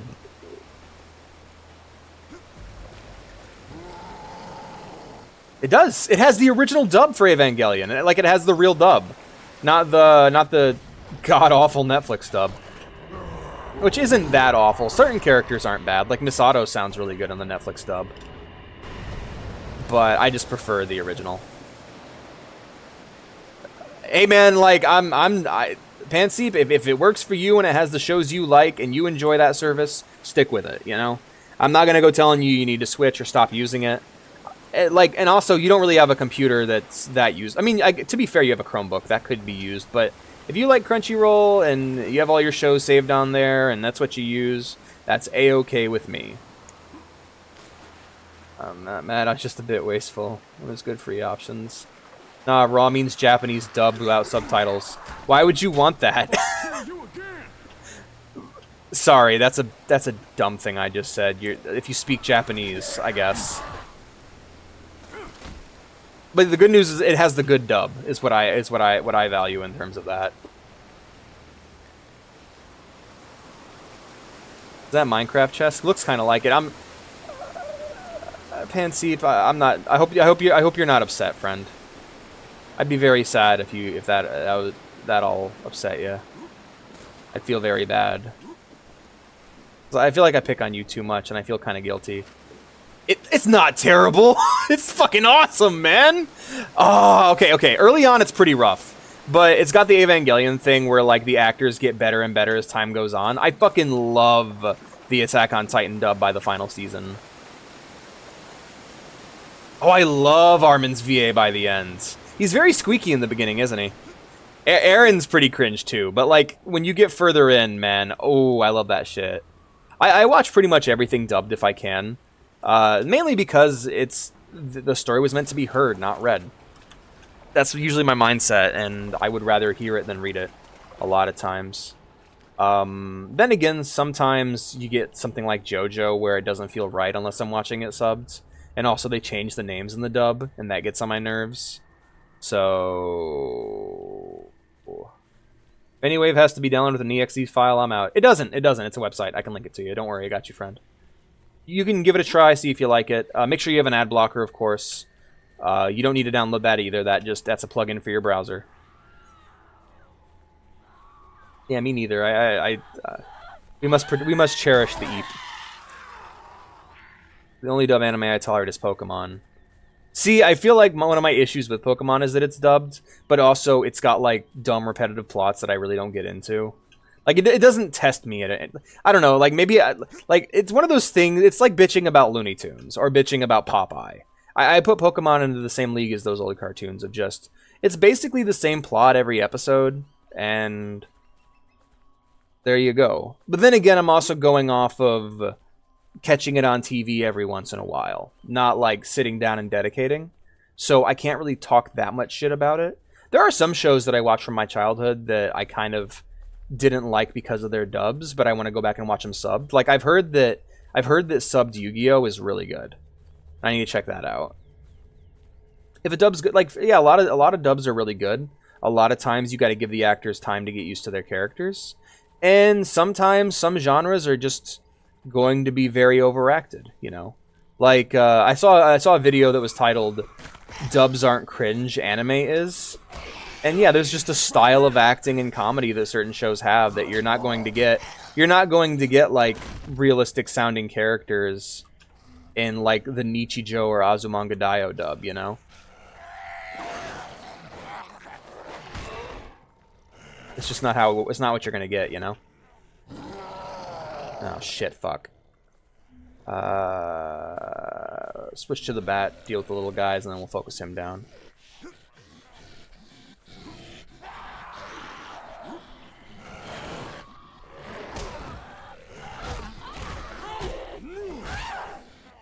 To be fair, and also the kind of shows I enjoy tend to be the kind of shows that have somewhat down-to-earth acting, you know? Like, I don't watch a lot of really over-the-top anime anymore. I used to, but nowadays I'm more interested in just good stories. I wanna watch stories about... I want to watch stories and shows about relatable characters. And a lot of times, it doesn't really have the overacting that other shows have. I don't watch a lot of shonen either. Yeah, no, exactly. Team Rocket. I watched for Team Rocket. I watch dub anime because I can look away for a second and not be caught off guard. Look for me to watch dub or sub, depending on which I started with. Yeah, pretty much. Team Rocket's great. What have I missed? We were talking about anime now and why we prefer either dubs or subs. That's what you came back to. A lot of stories with a lot of actual fighting. Yeah. What the fuck's... Hey, Blue, what the fuck's up with Baki's art style? Everyone looks like hyper muscular, and they're all making hentai faces. Is that like everyone looks like they have the face of like porn characters? Am I crazy, or is Baki just like that? Lots of actual fighting. Big Boom and Bang. Oh, that's sorry. That's I like anime where people use real guns. I like it. I like anime that has some like really realistic fighting and violence. I really dig that. I fucking love things like Cowboy Bebop, where it's just like, it's a gat. The guy's got an AK. Deal with it like it's a normal gun. No one's tanking any bullets. No one's powering up. Get your ass into cover. Baki is, you are as strong as your imagination. I see. No, I have a lot of experience with hentai. That's why Baki's weird faces bother me. It's probably an art style thing.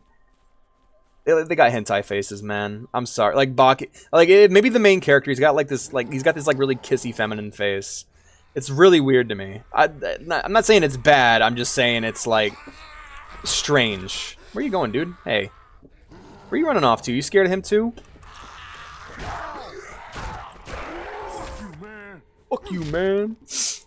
How about that prick's face when he saw the get? Yeah.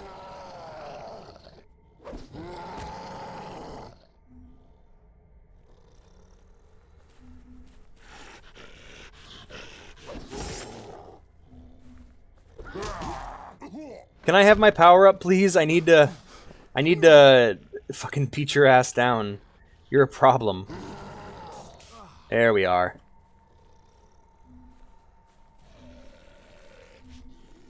No, not quite. Raiden had a normal face. I don't know, guys. I'm just saying, there's something weird about those faces.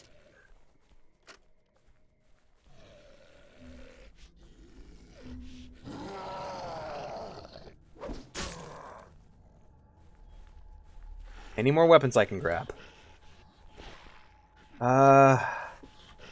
This weapon's in bad shape, too.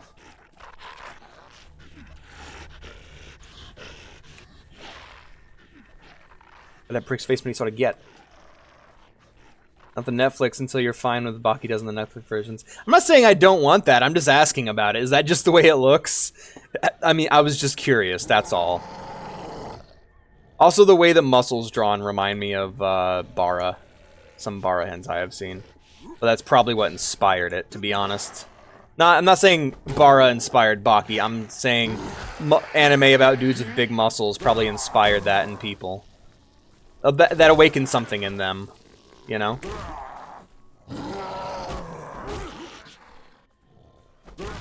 I have questions, that's all.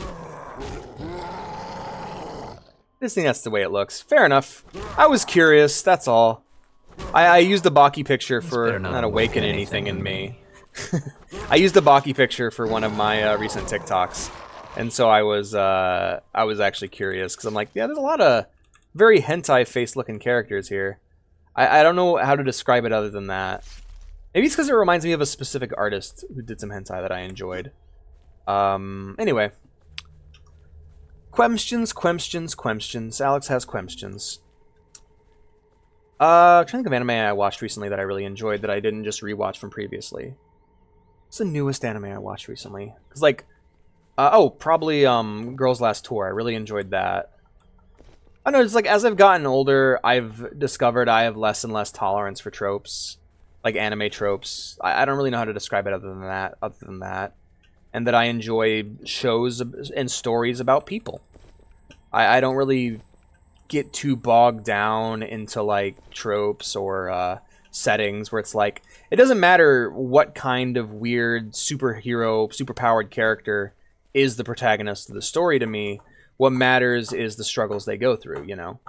Every JoJo character has, like every JoJo protagonist has super-duper superpowers, right? But they all go through not realistic struggles, but, like, relatable struggles that seem believable for the world. It's one of the reasons why I got so into My Hero Academia is that Deku and I went through a lot of the same stuff early on, and I got into that, you know? I gotta watch GTO. I need to watch Grand Teacher Onizuka. Combat realistic where they show someone getting ripped apart by machine gun fire, 10 out of 10. Yeah, that's good shit. No, actually, surprisingly few people in JoJo are gay, actually. It's really weird. I think the first two gay characters we ever see in JoJo get killed horribly. People in JoJo aren't... Where the hell did I... Gay, they're just glamorous. They're like glam rockers. They're very fashionable. Everyone in the world of JoJo really cares about fashion and art and shit. Deku. Yeah, Deku. Deku Midoriya. Or was it supposed to be Deku? Because no.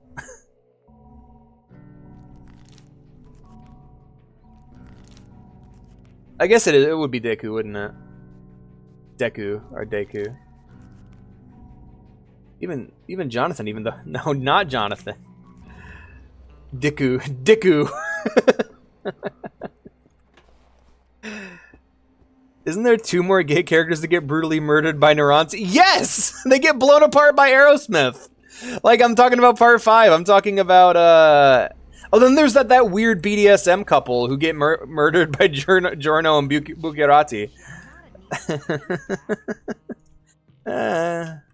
I want to say it got boring for me. It's more just, I just couldn't keep up with it. New episodes kept coming out too fast. It's done? Excellent. Look, you're more than welcome to... The fuck are y'all blabbering about, JoJo? It's great.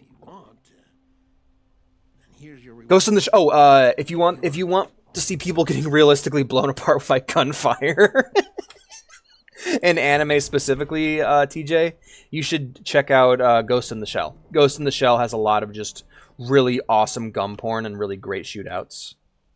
Between like mechs and between cyborgs and just between normal gangsters too. And cops. Just a token.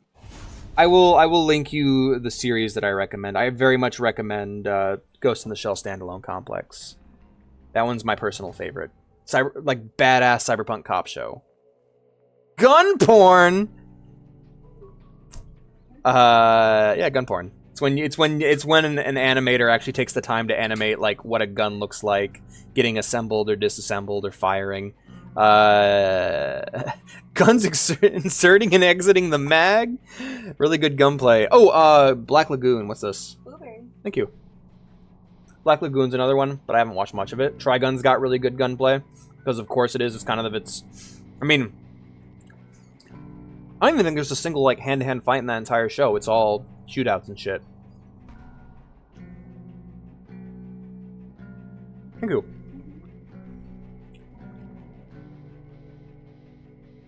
No, I know exactly what you mean. And there is some of that in Ghost in the Shell as well, but it's not canon. It's usually like the art in between chapters.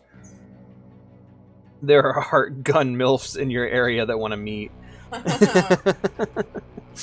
just really, it's just antique firearms with a wig. It's just like a Mosin wearing a wig. Oh, Girls Last Tour has a lot of that too, but it also has like military vehicle porn. So, there's that too. Gundam's good about that too, but it's like futuristic firearms. But still, most guns in Gundam are just fancier versions of modern weapons. Like, it's an AK, but instead of being a wood, it has a carbon fiber stock, and just different things like that. I haven't. No.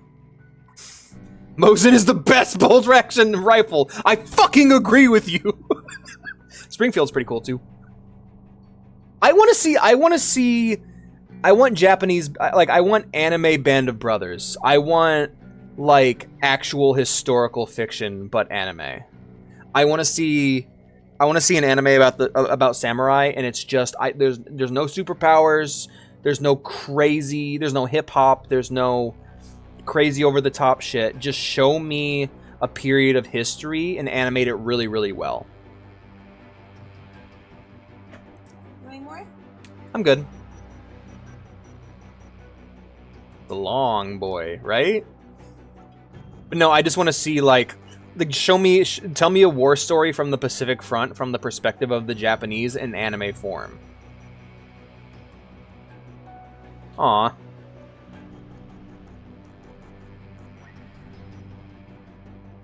When you reach the jungle, find the location of the aircraft. All right, where the hell is that? Can't track it. Ashes to ashes. Oh, this one's actually completed. All right. No. I don't know where to go for the lost. I still am trying to finish this fucking quest.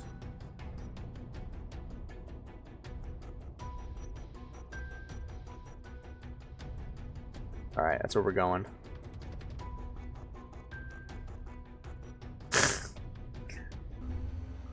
And to be fair, I can also enjoy a show of any type. Like I don't need it all to be like super realistic or noir or whatever. I don't know. I've gained it's less about watching a show and more about seeing how anime is talked about and how it hasn't changed at all. From the outside, it really seems that all most anime fans care about is who's kissing who and who's fighting who. Like, when you see clips of anime, it's never a really important plot moment. That's why I enjoyed the One Piece is Real, because it was clearly a moment that meant something to somebody. But, like, yeah, whenever I see, like, a viral piece of anime footage or, like, a clip or something, it's always like, the show is so good, and it's just this beautifully animated fight scene. And I'm like, yeah, it's a dude fighting. I don't know what else to say. I don't know the context of the scene. I don't know why I should care. Like, I don't know, man. I need more than just pretty people fighting. Dude, okay, so here's the thing about fan service. If your fan service is shoving a camera up a character's ass and just like, oh, it's just a gratuitous ass shot, that's fucking lame. If your fan service is a skimpy outfit that makes no sense, that's lame. If your fan service is a guy accidentally groping a girl or a wardrobe malfunction, that's fucking lame. If your fan service is guy walks in on a girl who's naked when he doesn't know and she attacks him, he's like, get out of here! One, that's not funny. That joke's been told over and over again since the 70s. And two, that's fucking lame. If your character gets a nosebleed from seeing something sexy, that's lame. It's fucking lame. It's the same joke since the 70s, man. You know what's good fan service? Two people fucking. That's good fan service. A character taking a shower where they would normally be naked, in which they're talking about something normally, and you just don't cut. Like, there are shots in Evangelion of Misato just chilling in the tub. You can see her tits. It's not really fan service because it's what you'd realistically see at that moment. The Major being naked in Ghost in the Shell because she doesn't care, and because her optical camouflage works better that way. And also, it's just kind of a cool look, to be honest. Makes her look like a fucking, like, Greek goddess. Anyway, fan service sucks. Like, modern, like, the standard for fan service is low. You know what's great fan service? Having two characters that really like each other, fall in love, and then bone. That's awesome.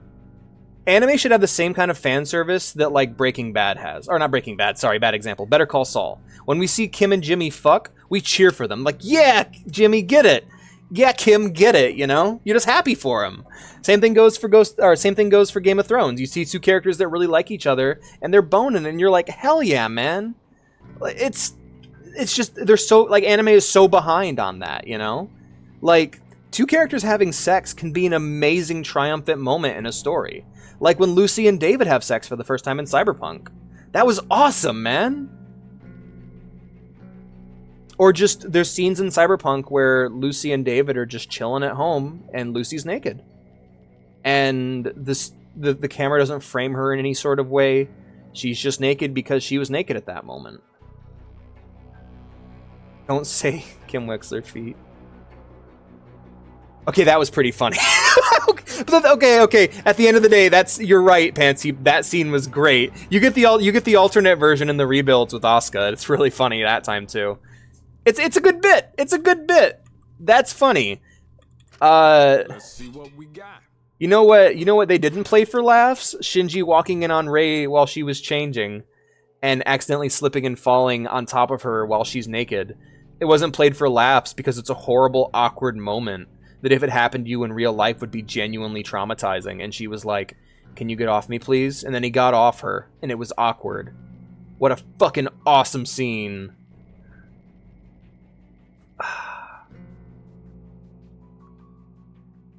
Obi. You know, can you watch it? No, because it's a sequel. it's like Scott Pilgrim Takes Off. It's a canonical sequel to End of Evangelion.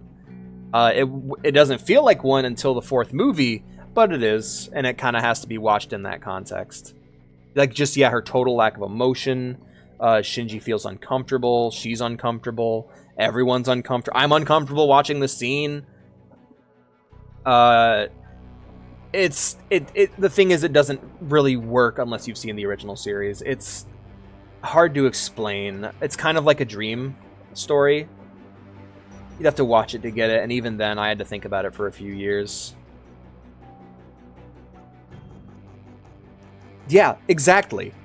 That right there. There are so many, like, there are shows that do it right, where a guy walks in and sees a girl naked, and they're both kind of awkward, and they're like, oh, that was weird. And I'm like, yes, that's good. That's real. You know, not like, get out of here, you pervert! And he's not even spying on her. Like, I hate that shit, man. Oh, dude, that scene.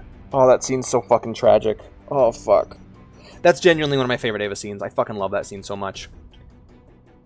Because, okay, so episodes 25 and 26 of Evangelion, after what happened with I think it's the 12th Angel? Anyway, I don't want to say the character's name, but after what happened with him, Shinji falls into a depression, and basically he's having like a fucking crisis in his head. And you basically get to see his thoughts over the course of that episode, where he's just kind of falling apart and putting himself back together, and he comes to the conclusion that if he doesn't reach out to someone, he can't be helped. He needs to reach out, he needs to be willing to love himself and love other people. And so we see him in the end of Evangelion standing out front of the hospital in the rain before he goes inside and tries to talk to Asuka. Asuka, however, is unconscious and comatose, and so when he tries to get her attention, he tips her over, and he's suddenly, you know, and it's something he's always wanted to do stuff with her, and he can get away with it in this moment. And it's not I'm not making any excuses for him. What he does is fucked up, and he even says so himself. And that is the initial sin that leads to End of Evangelion, where he basically closes himself off again out of guilt. And Asuka, in his dream sequences, becomes this like representation of Shinji's self-hatred and guilt. And like, I love Eva so much. Anyway, sorry. It's really memed. Massive Dobon Honkaros. But yeah, so the entire movie, every time Shinji thinks about Asuka, every time he has a vision about her, she is so cruel and mean and like constantly like belittling him and talking down. And Asuka's not really like that. Asuka's a bit bitchy, but like she is unnecessary levels of cruel in End of Evangelion. I was also mad. I was fucking livid at Shinji. Yeah. I was pretty pissed about that, but also he was trapped underground at the time. Like when she was fighting the mass-produced Evas. Christ. Anyway, yeah, that whole movie is about a lot of things, and the biggest plot is Shinji understanding Asuka and learning to accept himself, learning to love himself in spite of what's happened to him. The very ending, the reason why he chokes Asuka is because she's literally the representation of his self-hatred. She's like a twisted gremlin inside of his mind that exists just to tear him down, because that's how he sees her. And at that very moment, when he's like trying to fucking kill the bitch, she reaches... Oh my god, the fucking coffee scene. Anyway, she reaches up and caresses his cheek gently and shows him like, look, I'm not the fucking weird gremlin, and I'm not the weird hate gremlin that lives in your head, you know? Sorry, major spoilers. You should definitely watch Evangelion. You would really like it. Everyone does. Everyone has that version of themselves in their head that just shits on them. Mine is my dad. Like, whenever I'm mean to myself, for no reason, it sounds like my dad. Because that's what my dad was. He was just unnecessarily cruel. And in Shinji's head, it's Asuka. Because that's the kind of pain that Asuka represents. Oh, you did, didn't you? It's really fucked up. That's a bad place to start. Oh man, everyone's got that shit. It's just part of being alive. It's part of it. Yeah, people don't go away after you stop talking to them. People who are bad to you, they live in your head. They become these naysayers that live in your brain, and they hurt you. And that's what Asuka became to Shinji after that scene. The combination of his own guilt and, like, her inability to help him. Oh my god, that fucking scene. That fucking scene. Okay, so there's a scene in one of his dream sequences where he's having an argument with Asuka in the kitchen. And he's trying so hard to express himself to her. And she is just being so cruel to him. God, it's such a good scene. Anyway, then the Rebuild movies tie into that. The Rebuild movies are Shinji after the events of End of Evangelion, after the world's been busted, like real busted, beyond repair. And the Rebuild films are about Shinji living in his dream worlds, pretty much. Like living in his own head, and just reliving the events of End of Evangelion countless times. And characters in that world are aware of it. Kaoru wakes up and he's like, ah yes, I am needed again for the 50th arrival. Shinji has been going through the events of Evangelion over and over again in his head, and trying to accept what happened, trying to come to terms with it. He's going through these events, making different decisions, it's all cyclical, and he's trying to basically cope with what happened to him. And that's what I love about the Rebuilds, is by the end you actually get to see him face the people in his past he never really was able to resolve things with, and him finally resolve things with them, you know? He didn't. He said, oh, it's really bad. It's really horrific. You should definitely watch it. Where to start? I just watched an Eva series. It's going to be the start. I don't know what's going on. All right, let me help you out. So, first thing you want to watch in terms of Evangelion is the show Neon Genesis Evangelion. Once that's done, you watch End of Evangelion. After that, you watch the Rebuilds. Let me actually get you the titles, because the titles are somewhat confusing. If you look up Evangelion Rebuilds, you should have no trouble getting, you should have no trouble finding the titles, but the order of watching, and I can link these to you, goes Neon Genesis Evangelion, End of Evangelion, Evangelion 1.0, You Are Not Alone, Evangelion 2.0, You Cannot Advance, Evangelion 3.0, You Cannot Redo, Evangelion 3.0 plus 1.0, Thrice Upon a Time, which is my favorite of the movies. The Rebuilds. So, Neon Genesis, End of Evangelion, the Rebuilds. I can't find... Do you remember the scene with Kaji using a PC and Asuka busting in? He was looking up the fourth child. I don't remember. End of Eva, that's the movie. Yes. So, you have... Yeah, 1.0, 2.0, 3.0. Okay, cool. Yeah, so End of Evangelion, it goes Neon Genesis Evangelion, End of Evangelion, then Evangelion 1.0, 2.0, 3.0, and then 3.0 plus 1.0, Thrice Upon a Time. I can link them to you if you'd like. End of Eva is a movie, yes. I'm not sure if I watched it. You should. It's the proper ending of that arc, so to speak. And then everything after that is in Shinji's mind. It's really interesting if you just kind of get comfortable with the idea that no matter what happens in Evangelion, you're living inside Shinji's head. The Angle Kid showed up, and then Shinji... Not quite. It's eternity in here. If you enjoy it, like, honestly, the thing about Eva is that on its surface, it's a mecha show. In reality, it's psychological horror. Like, Evangelion is like sci-fi psychological horror. It's closer in tone to something like, well, honestly, Dune's a really good comparison. Like, its tone is closer to something like Dune, or just any sort of existential horror. Like, 2001: A Space Odyssey is a good comparison. The Shining's a good comparison. Just by the end, it turns into a horror show. It's really good. I'll just send you a list, Blue. Make your life a bit easier on yourself. It's Rarity Wednesday. Thank you. Neon Genesis. I'm not gonna put Evangelion after everyone. End of Evangelion. Then 1.0, 2.0, 3.0, and then 3.0 plus 1.0. There you go. There's the list. Send me an Ava list too. Okay. This is just the order of the shows to watch. There you go. It's very good. Hey, you know what my favorite thing about Ava is?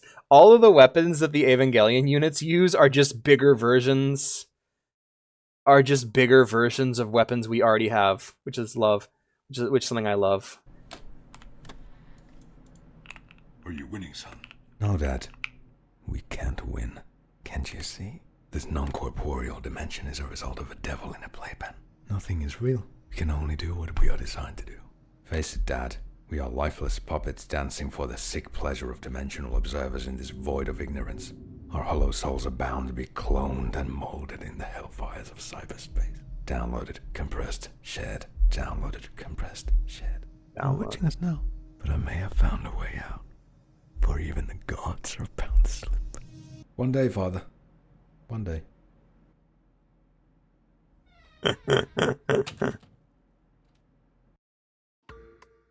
Dun-na, dun, dun-na-na.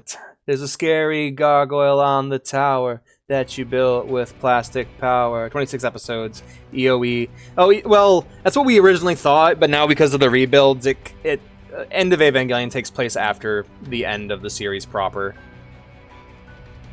And then after that comes the rebuilds. One day, Father. One day. It's, yeah, it's kind of been shifted around because of the rebuild movies. And it's all based on personal interpretation, but here's my interpretation. The series is the events of Evangelion chronologically. The last two episodes are are basically Shinji's inner mind, his own mind dungeon / mind palace. After that is End of Evangelion, where he goes through the final events that lead into the rebuilds, where he is traumatized and kind of just wandering after the events of End of Evangelion, living in his own head, living probably like a half-life, probably doing some sort of minimum wage job, where he then copes with and relives the events repeatedly and kind of trapped inside of his own head. And then those end the way they end. The way that the rebuilds end gives credence to my theory, and that those movies are basically a dream of him reliving his life and the events of the series over and over again, trying to cope with the loss. Because it ends in a very, like... I don't want to spoil it, because it's fucking amazing. But, yeah.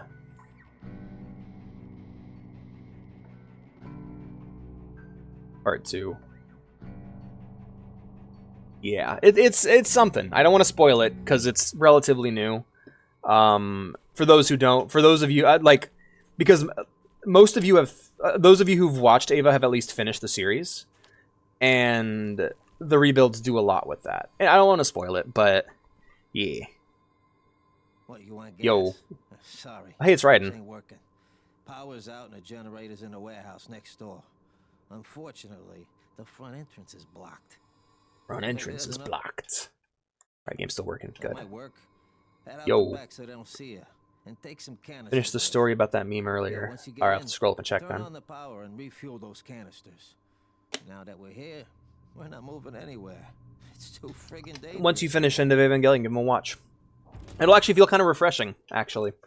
A lot of the lighthearted vibes of the early episodes come back. Let me scroll up and read what Fox wrote. Anno was deeply depressed when he made Evangelion. Yes, he was, indeed.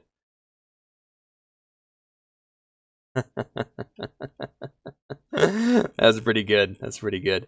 My favorite one is the scene after Misato deals with Kaji, and she's like brokenhearted, and she hears his message, but it's you know what? Let me just fucking show it. Let me just fucking show it. I can just do what I want. It's my stream. Shut up. Let me just fucking show it. All right. Here it is. No. Here we are. I found it.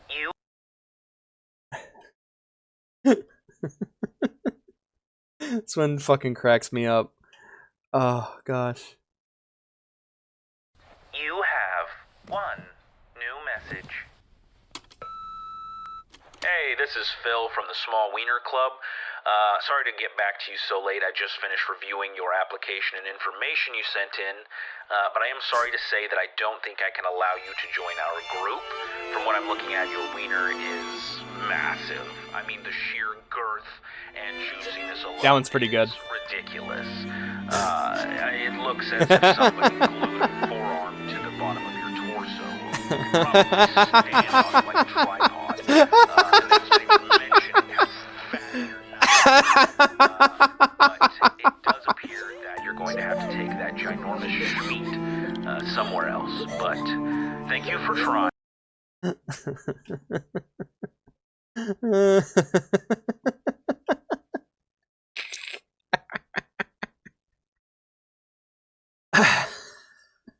I love the scene where they both get trapped inside though. Hold on. Hold on. Evangelion 4 Kids. I'm dying. Living in the flooded streets of New Orleans. Can't no Shinji's father is a scientist, okay? So we built a giant robot for Shinji's birthday. Shinji's friend Rin knows how to bust a cap. When she's not fighting aliens, she's taking a nap. Without Asuka from Germany, everybody would be lost. Her country is responsible for the Fucking Christ. This is called Neon Genesis Evangelion The Lost 4 Kids opening. Alright, hold on. This is one of my favorites. I love this one. Oh wait, hold on! Wait. Okay. We'll watch this one next. But there's this big war trying to, like, basically destroy humanity because humanity has free will, and there's a decision to which level we want to go to. We have free will, so evil's allowed to come and contend, not just good. And the elites themselves believe they're racing using human technology to try to take our best minds and build some type of breakaway civilization where they're going to merge with machines, transcend, and break away from the failed species that is man. Which is that's like crazy. Do they smoke weed at Nerf? Nerf? They're thinking what they are is ugly and bad, projecting it onto themselves instead of believing, no, it's a human test about building us up. And so... I fucking love it because it's like what he's actually saying matches Ava super duper well. Oh goodness. I think that Alex Jones is a funny guy. I guess it's because my exposure to Alex Jones is exclusively through memes. Let's check this one out. I am a human supremacist. I am a human supremacist. That term will be the future war with the robots and the AI. What you're hearing now is the entire future. Maybe you should definitely watch the show, Panseep. Like from the beginning. Because you won't understand it otherwise. We will people the stars. We will colonize. We will green dead worlds. We will go interdimensional. We will unlock the secrets of the universe. God has laid them out like Christmas presents for his children. And I am extremely honored to be in the fulcrum and the heart of the fight to bring our race, the human race. People are going to get the wrong idea about me if they watch this. I am honored. Don't share this stream with anybody. I don't want them to get the wrong idea about me. Alex, were you watching Alex Jones on stream? Because God already sent his own self down here to show us he could do it. God would never ask us to go through an obstacle course he wouldn't go through. And now we're going to go through what Christ did. And we're going to go through it, and we're going to be destroyed, but reborn on the other. Fucking hell. Hold on a second. Sir, we are ungreening our planet. What the fuck do you think we're going to do? So, I'm going to explain to you why she got naked and turned everyone into goop. I'm not going to explain that part. But what I will explain is what that goop is. That goop is known as LCL. It is the primordial soup of carbon and other liquids that all human beings were born from in the world of Evangelion. All humans descend from the angels known as Adam, or the three angels known as Adam, Eva, and Lilith, all three of which were then discovered and then interpreted by the original Dead Sea Scrolls, which were the basis for the Bible, in the world of Evangelion. And basically, by discovering the Dead Sea Scrolls, Gendo and them discovered the ancient, like, cosmic entities that humanity was actually born from. Humans come from extraterrestrials in the Evangelion universe. And so what that orange goop is the blood of the, well, not the blood of the angels, but basically the primordial sludge that all humans come from. And sometimes when angels make contact with human beings in Eva, they are then reverted to their original primordial state, which is the LCL. And if the person can hold on to their sense of individuality, they will then reform back into a human after a while. But if they can't, they will remain goo. I got a notification on TikTok. Yes. We are ungreening your planet. What the fuck you think we gonna do? Primordial goop. But yeah, pretty much just people being unmade down to their trace elements. Just like Walter White tried to do. Okay, well, okay, wait. Hello.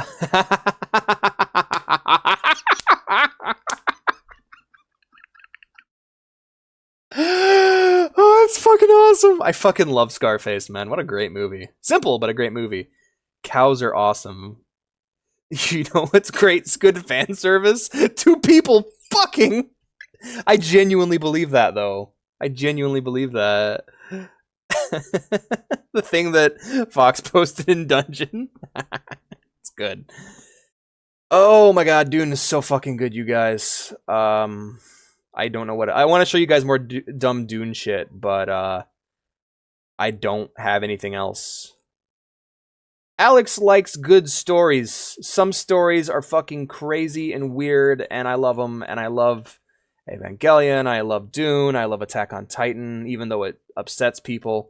That show really upset people. Good lord, that show does not pull any fucking punches. Let's just keep watching Ava memes. Let's play some Dead Island. How about that? How about we play Dead Island for a bit? Hello, Raiden. I forgot everything you just said.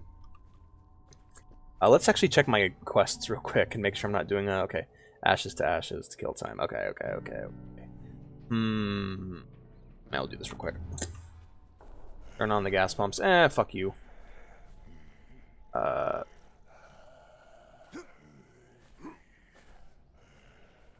Without our buddy Asuka. This is a Dead Island stream. It is, yeah, it isn't just the Ava meme stream. I want to watch Attack on Titan memes, but y'all haven't watched, not all of you guys have watched that yet. Obi's working on it, and I'm very proud of him and very happy about that. It's like, guys, I'm telling you, fucking Red Dead Redemption 2, Ava, like, this has been a year of exceptionally good media. Like fucking Attack on Titan and Dune, just good-ass fucking sci-fi fantasy this year. Attack on Titan finally ends. Just, oh, it's so good. Good-ass media. Oh, damn it. I was not expecting the level 10 thug.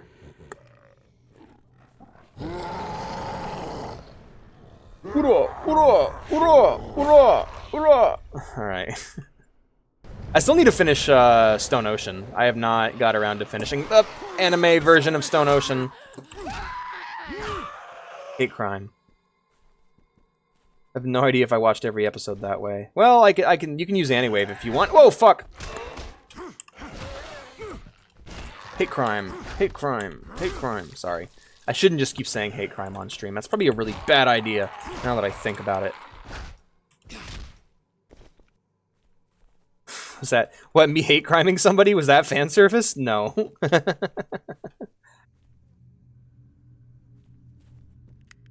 Fucking... Hey, what about the fan service in Attack on Titan? What fan service? Show doesn't have any. Which honestly is kind of weird. There's a moment where there's a flashback to a character meeting another character in a brothel, and I'm like, oh right, people have sex in this world. Like, Attack on Titan is a very sexless show, surprisingly.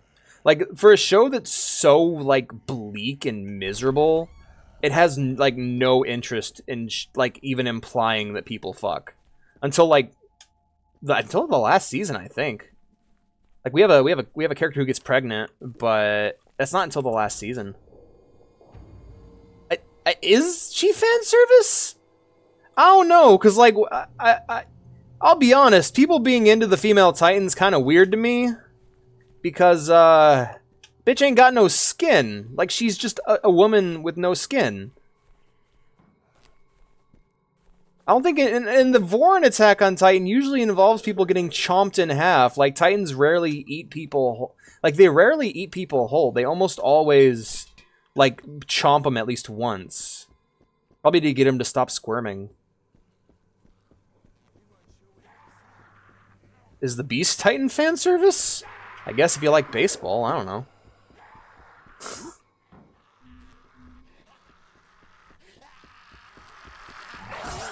What'd the Titan look like? I don't know. A monkey. What's a monkey?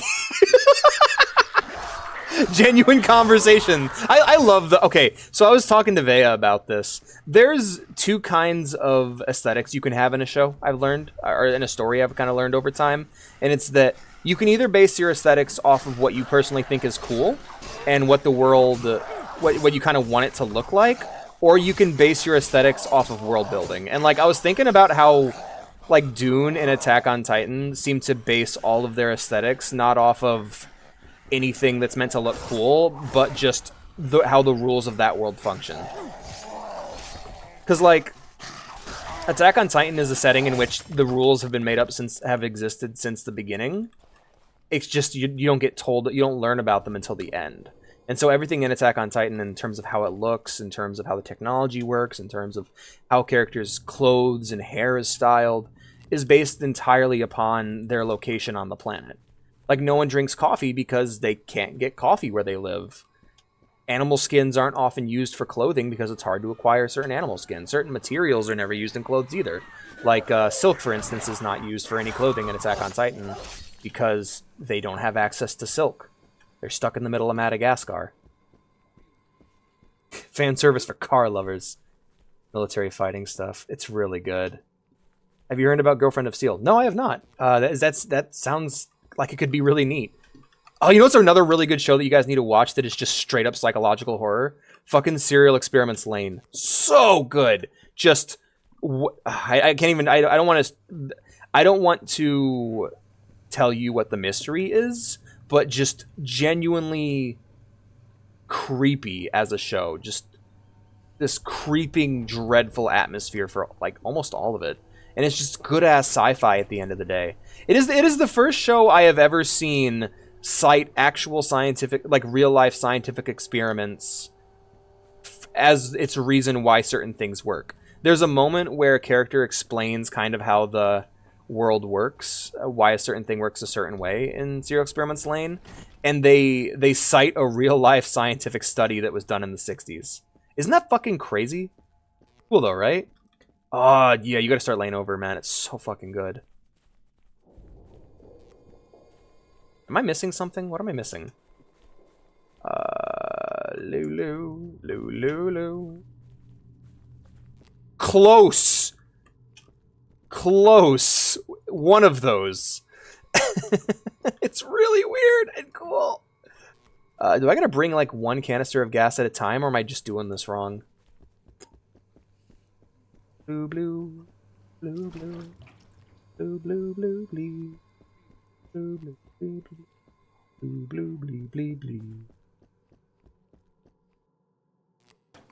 It's actually pretty close to that, though. Like, Vor, maybe. There's really muscular women in Attack on Titan because they're all, like, military ladies. But, I mean, that's just what people look like. God, I fucking love Attack on Titan, man. Like... I don't know, it's so interesting how it works. Like, how that show actually functions in terms of fan service. Like, not even fan service, but, like, getting you to find characters attractive. Mikasa is a woman who is very pretty, but also she's never dressed skimpy. The only time you ever see her like in a state of in a state of undress is in the second opening where she is wearing a sports bra and like clearly doing some sort of martial arts training. She is shown to be more heavily muscled than a majority of the male cast because of like her training and how hard she works. Just, God, what a great character. But just from her attitude, the vibe, and how other characters treat her, you get the impression that this is a very beautiful woman.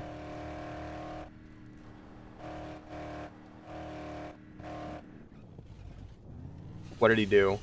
Sasha, my beloved. Same as, like, oh, God, Sasha's the best.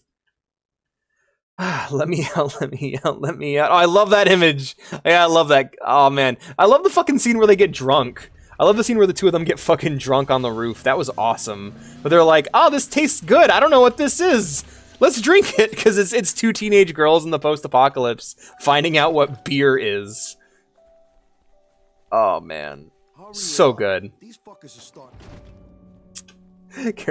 I still think one of my favorite, like, foreshadowing scenes in Attack on Titan, though, is a character just being like, what did that Titan look like? I don't know, kind of like a monkey. What's a monkey? Hey, thank you. This should do it. By the way, I'm Mike. I got the bodies piled up outside. Guess we better do this. Guess we better do this. God, I'm trying to think of other really good sci-fi shows. Ghost in the Shell's really great. Cowboy Bebop is more like, I don't know, if you like, Cowboy Bebop is less about the science fiction of the space and more about like, hey, do you like jazz music and old gangster movies? Then you should probably give Cowboy Bebop a watch. And also if you love martial arts and good animation and like godlike voice acting. Beach bonfire, yeah, yippee! You like jazz? That's actually step one. If you don't like jazz music, I'm sad to say Cowboy Bebop will be a genuinely hard watch. But if you like jazz, like, ooh, that's some good shit. I love bonfires. I don't talk soft. That's that other guy. I'm screaming, what the fuck is up, like I ain't seen the sky. Shit I'm doing this year. Insanity. Made the beat and murdered it. Casey Anthony. Oh, Erased. Another really good show. About a guy. Okay, so Erased is about a guy traveling back in time to try and stop a serial killer. Monster is really good so far. I need to watch more of it. Trigun is great too if you like. If you're looking for like the quintessential space western, and you're not really in the mood for Star Wars or Mandalorian, I'd recommend checking out Trigun. Trigun is fucking phenomenal. You're in jazz band? Nice. I was in jazz dance when I was a kid. Jazz and hip hop dance. I can't dance no more, but like up till age 10, I took dance classes. I didn't really like them that much, to be honest. Some fucking vacation, huh? I can help you out, though. You need a weapon, I'm your guy. Bricks and baseball bats can only take you so far. Torch them. They burn real easy. Get yourselves a couple of Molotov cocktails, and you can burn up a whole mob of those motherfuckers. You bring me a couple, and I can make you a few cocktails, if you catch my drift. I'ma try. And then Samurai Champloo is that, but for lo-fi hip-hop. You like Nuja Bass? Then watch Samurai Champloo. Good show. So you want to burn those back? Good. I'm gonna need some empty whiskey bottles, vodka, whatever. There should be some around here. Here. Good. I'm gonna need some empty whiskey bottles, vodka, whatever. There should be some around here. This is a repeatable quest, isn't it?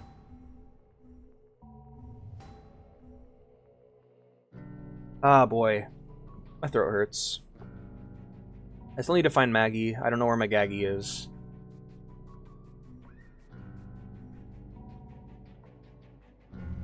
Honestly, that'd be I've been thinking about other presentations I can do because I've had several people ask me to make more PowerPoints. One of them I want to make is just recommending anime to people.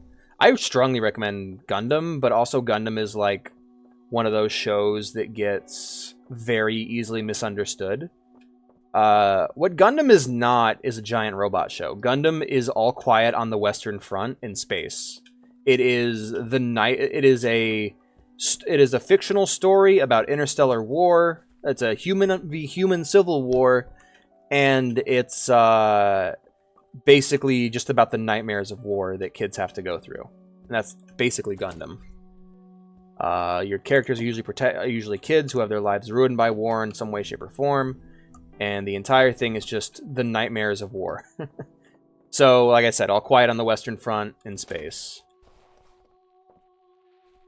And then, yeah. It good. Don't know what we would have done with that tonight. Good moment to talk. Oh boy, piece of cake, piece of cake, piece of cake.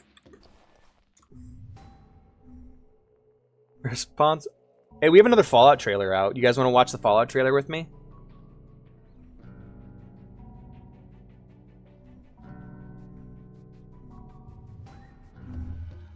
Seminoy.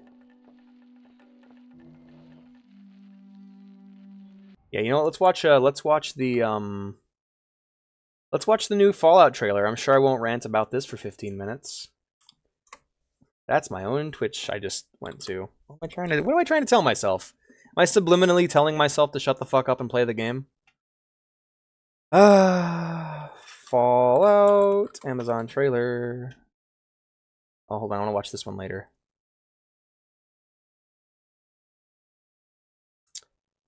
Alright, this one just came out 10 hours ago. Let's check her out. It's the official trailer. Let's see what all they get wrong this time. I hope it's good. There we go. And we're probably gonna end the stream with this. Hey honey, how's it going? Oh, ew. It's official. Alright.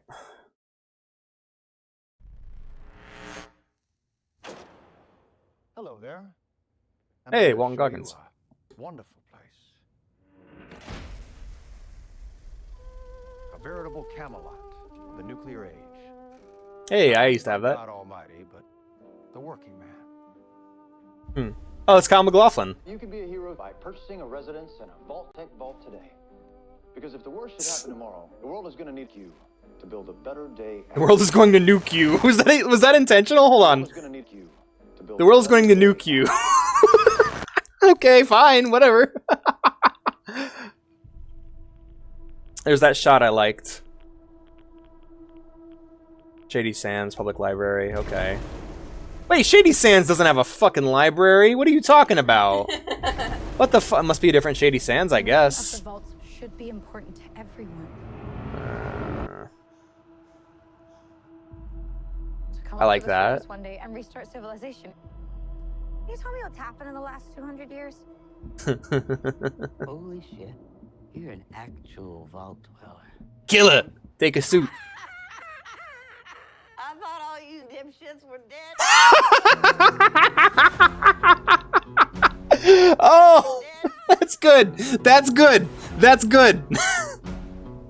What you're doing is insane. I don't want to set the... Okay, yeah, don't get caught up in that. Vault out there. It's big. It's big. Where is this? Oh, wait, this is California? I've had a rough week. Practically every person Snake squeezins? has tried to kill me. I'm simply going to harvest your organs. Yeah. Yeah, that seems about right. Oh, yeah. Home. You come from a world of rules, of laws. You should not be alone.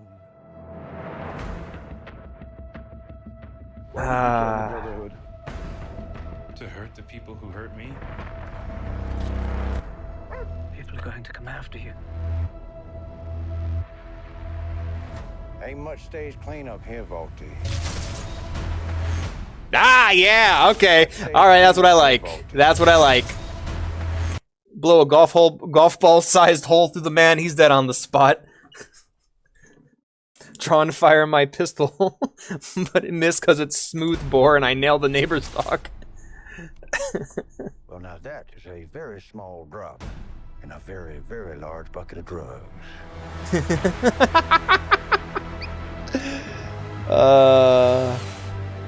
Here's Kyle McLaughlin looking melty. Looks like chaos. A But there's always somebody behind the wheel. I'm guessing he was like an actor or something.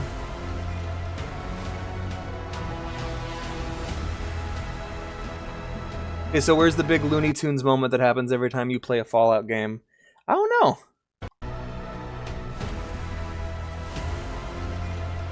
There's the Yao Guai. How's he fighting with the Brotherhood? What is happening here?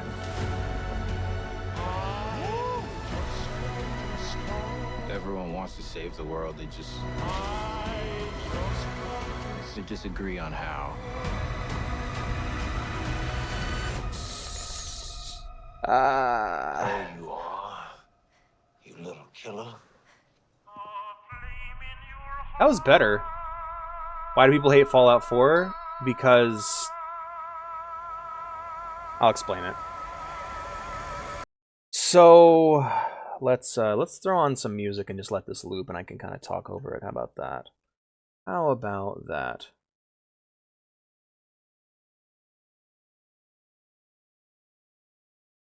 We'll put on a classic, My Crisis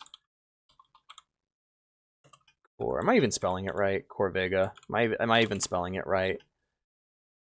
Not even close. Okay, hold on. Fallout to car. Alright, whatever. My Chrysalis Highwayman. Wow, I was way the fuck off. We're just gonna let this loop, and I'm just gonna talk. We're gonna turn this down first. Alright, so... Did you see that blood splatter? Yeah, I like that. That was nice. Okay, so I'll answer Pantseep's question before I let this play. While I just kind of talk over this. I actually like this a lot. This is very cool. But the reason why people hate Fallout 4 is that Fallout 1, 2, New Vegas, and even 3 were RPGs with some shooting. The games are based around heavy amounts of character customization, build customization, and more importantly than anything, roleplay. Most situations you'd get into, you couldn't just shoot your way out of. You could talk your way out of. You could think your way out of. You could hack robots or computers, and like basically every single objective had a million different solutions. In Fallout, at most, an objective has 2 solutions: shoot or sneak. Sometimes you can pass a lucky speech check, but most of Fallout 4's gameplay is shoot. You just shoot and you shoot and you shoot, or you sneak and then you shoot, and that's basically all there is to the game. It's an action game with light RPG elements versus the wasteland survival simulator that 1, 2, 3 New Vegas were.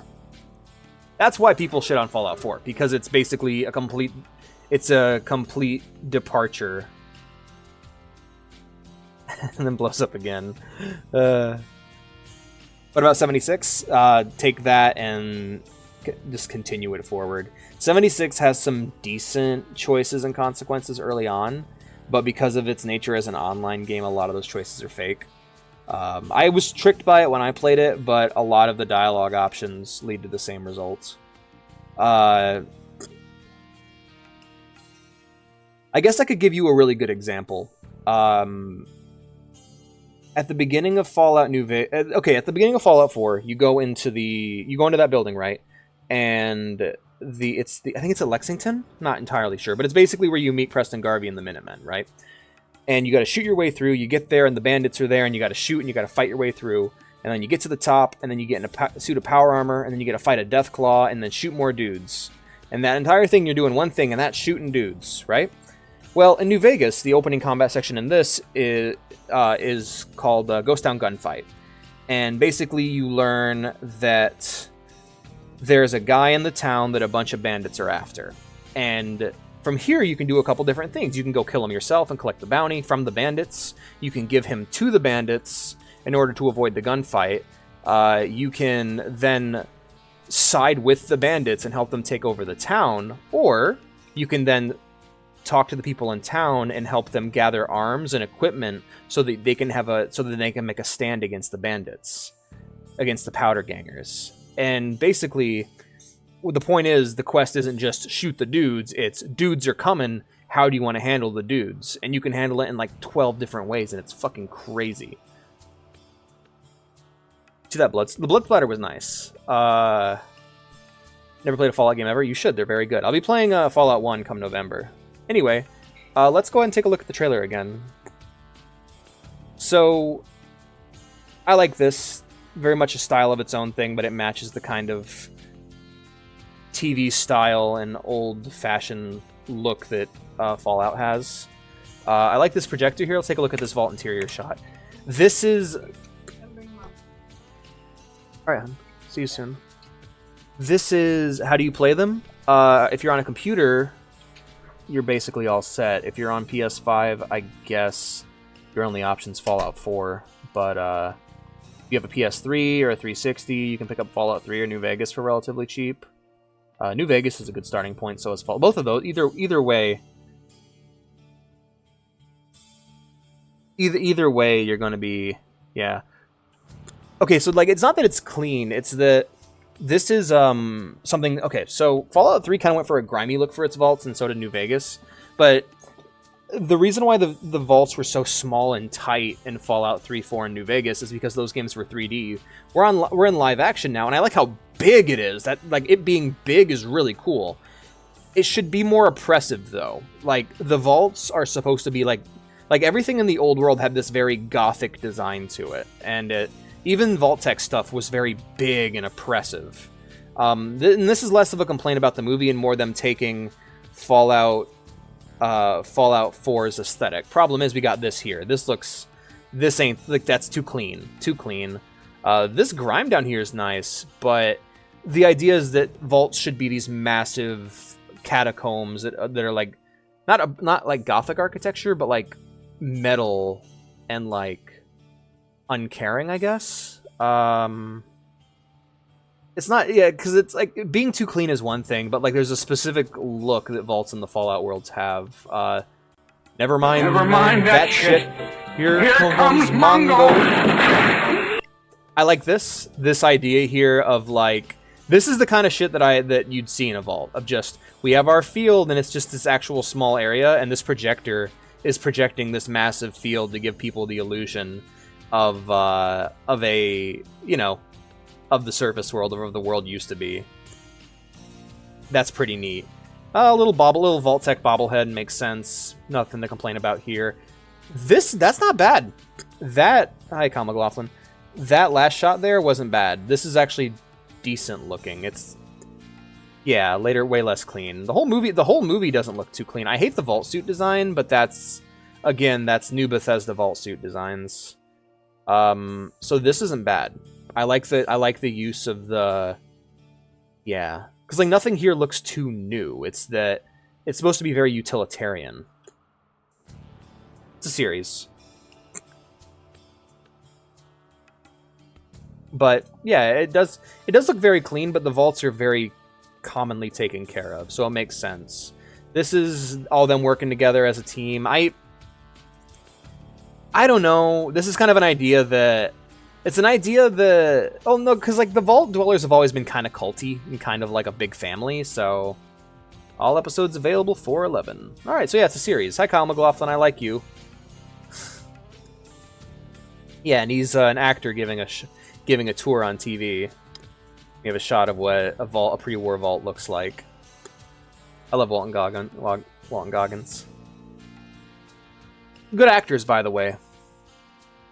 So this, again, I think this is alright. Very Mad Maxy, which means it's also very Fallout-y. This kind of reminds me of Point Lookout from Fallout 3. And then we have the Shady Sands Public Library, and I think this is where it's starting to worry me, because this isn't what California looks like in the Fallout world. Like, this right here isn't exactly what California looks like in Fallout world. If you want to get a good example, look up Fallout 1 and 2 gameplay, or specifically 1 and 2 cutscenes. All that takes place in California, and Shady Sands doesn't have a library. So I'm guessing it's not canon to the games, or it's an alternate universe. But Shady Sands doesn't have a fucking library, so I don't know what they're doing. Sorry.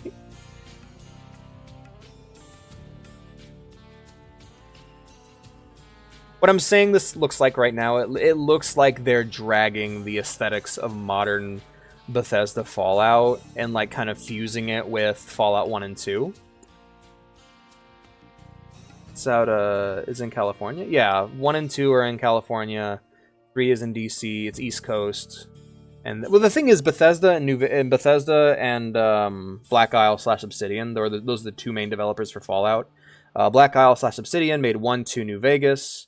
Bethesda made 3, 4, 76. And basically the rule of thumb that is applied thus far is that all the Bethesda shit's on the East Coast, all the New Vegas shit's on the West Coast. That way they don't really conflict with one another. But there hasn't been a new Black Isle / Obsidian Fallout game since New Vegas, which was in 2010, I think? Not sure. Anyway, so dragging the East Coast Bethesda aesthetics over to the West Coast is really weird to me. You know what I mean? Like, it's really strange looking. It's really strange seeing Shady Sands and then... Yeah, like, this is the kind of thing you'd see in Fallout 2. Like, beached ships out by the ocean and such, because it's very coastal, it's very Pacific. We got ourselves a stim pack here. Not going to get too bogged down. The stim pack hasn't had a consistent design. I don't mind this lady here. She kind of reminds me of the kind of wacky character you'd meet in Fallout 1 and 2. Is like, oh, you're a vault dweller? Oh, you're fucked, man. I liked that. That's a really good shot. Where is this? Like, okay, like I was asking the first time, where could this be? Because this isn't what is not what California looks like in the games. This is like, remember, nuclear bombs, atomic bombs are hitting across the country.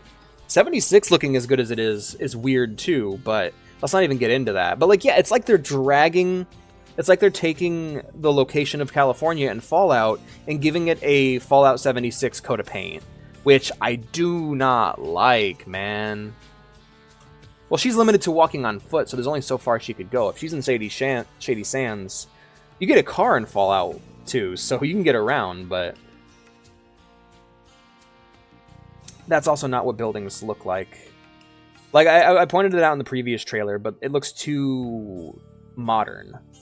Remember, this isn't just the future of 1950s. Fallout's alternate universe goes all the way to the year 2077 before the bombs drop. So why does everything look so normal before the bombs drop? In Fallout 1 and 2, the pre-war was very gothic. Very dark and creepy looking. I'll have to show you guys a cutscene from Fallout 1 after this. Kind of give you guys the impression of like what pre-war world looked like. If they're that close to Hollywood Boulevard, it wouldn't look that nice. Like, the issue isn't wear and tear, it's style. It's that it's missing Fallout's pre-war Gothic style, you know? Yeah, little character interactions here. I don't know about the cast, so I'm not sure. It's very much an alternate universe. It just... There's the Pride Wind, yeah. And then just the ugly... I hate the way the fucking power armor looks, you guys. I don't like it. I also don't like that it's the fucking Fallout 4 power armor. Like, what is that doing here? Well, let's take a good look at that landscape shot here. Yeah, that seems alright. That seems alright to me.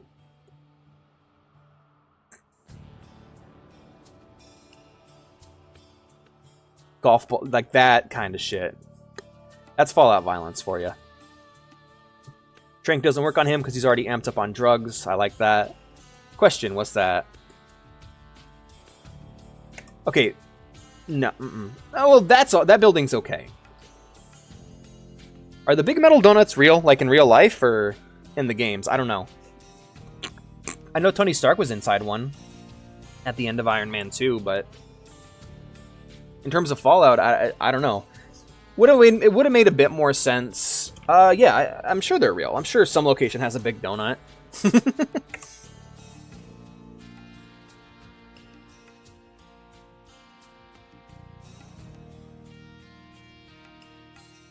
Wait, what was that? Was that an NCR flag? Oh, no.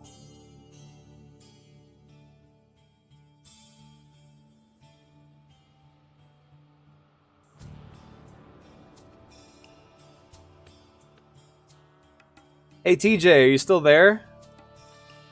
Can you tell me what's wrong with that guy running an NCR flag into battle? Especially, oh, by the way, I love this shot here.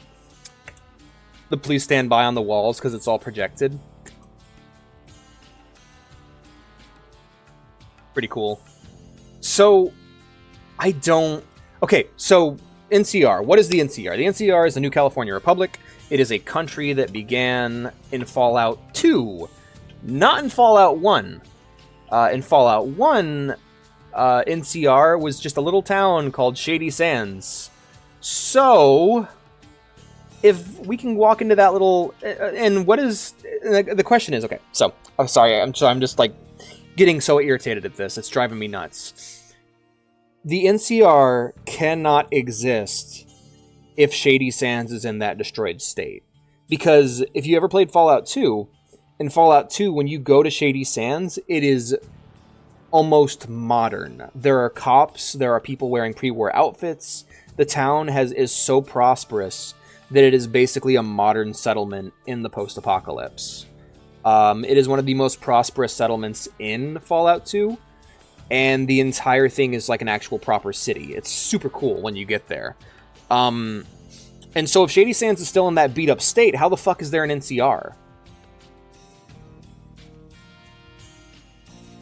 I warned you. I warned you I was a Fallout nerd. Like, everything involving the characters I don't mind. The end of the world, yeah, him punching a Yao Guai. I fucking hate that they're using the super shiny Fallout 4 armor. Fucking keep this Bethesda. Can we keep, like, okay, we're in California, guys. Can we just not... Could we, like, maybe, I don't know, have the original games influence the style? The stuff that would have been easier to make, probably? Like, what the fuck are we doing with all this Bethesda shit in this California Fallout story? Like, it's all we... Like, it really feels like they're trying to overwrite the original games with this. It's really fucking frustrating me.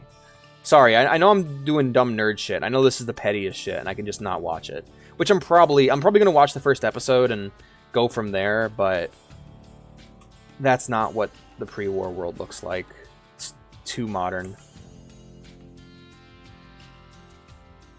I hate that power armor.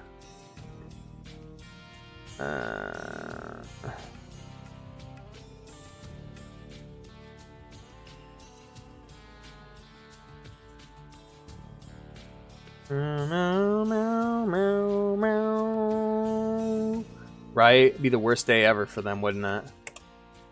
You guys still there? Everyone still alive? I've been ranting about Shady Sands for a minute now. We all still good? The stream still going? Yoo-hoo! Wake up! Wake up! Fallout time's over. We're getting back to Dead Island. Sorry. Oh hey, Flash gets put out a new episode of Space King. Barely. Ah well. Alex likes Fallout. It's kind of a huge part of my identity, so. And I'm going to be playing a lot of Fallout come November. November, I am going to be playing Fallout all season. I'll be doing a Fallout 1 marathon, so that'll be fun. Hey there, Cinemoy. I got the radio going, but I'm not hearing anything. Either this guy is farther away than I thought. Farther away than I thought. Soon's messing with the transmission. This may take a while, but don't worry. I have something for you to do in the meantime. Yeah, what's that? We're running very low on food and water. Think you can find some? Yeah. Something tells me that this is going to be a repeatable quest. Okay then. Don't bother with the hotel. With the power out, it's way too dangerous in there. Check the bars by the swimming pools. Check the bars by the swimming pools. Spent a lot of time in that area. Bring everything you can find. Anything at all. Okay? In the meantime, I'll keep trying to reach this guy. So yeah, like, I'm not... Again, it's a trailer. All I'm gonna get out of the trailer is the setting and kind of a broad plot outline. If the story's really good, then it'll be really good. My question is always, like, alright, well, if you're not going to use the world of Fallout, why did you make a Fallout thing in the first place? If you're not going to... And the answer is because it's a recognizable brand, but I mean... I don't know. Like, you don't need to make a different timeline. Just tell an original story in the original timeline. Completed, talk to Seminoy. Okay. But let me track the quest.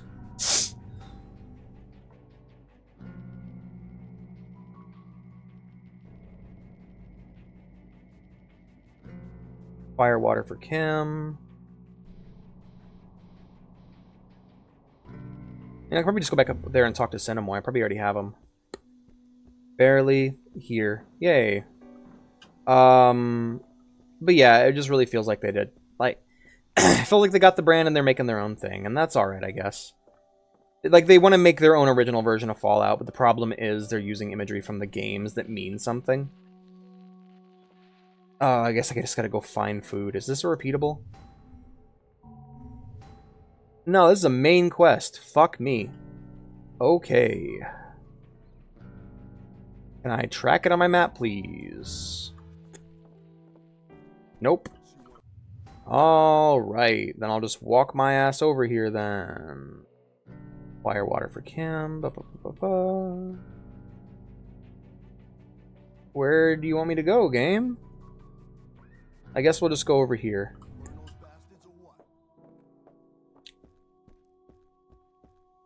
When will I get a gun? Level 10. I have one in my inventory. I could probably use one, actually. Let me just, here it is. Feeble revolver. Equip it. And we'll put it right here on the weapon wheel. Equip it. And we'll put it right here on the weapon wheel. Equip it. And we'll put it right here on the weapon wheel. There we are. Now I have a gun. Not going to use it, though. Only got 6 shots.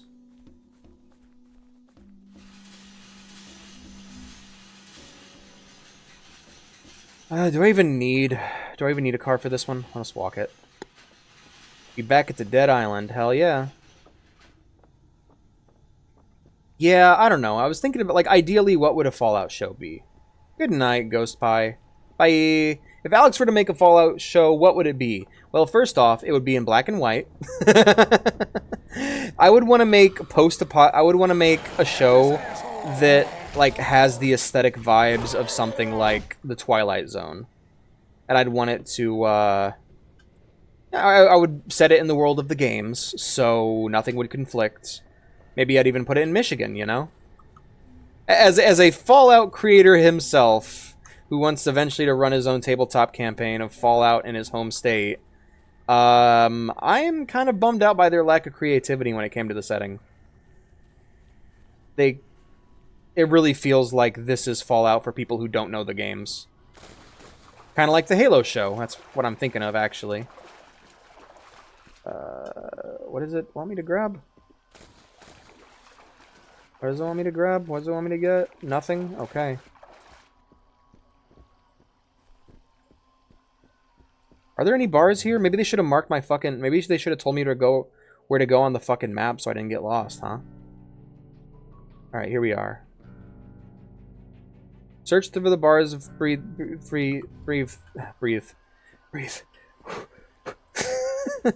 Bring 3 cans of food for Cinemoy. Maybe it's here in the women's room. That's where the cans of food are. Perfect.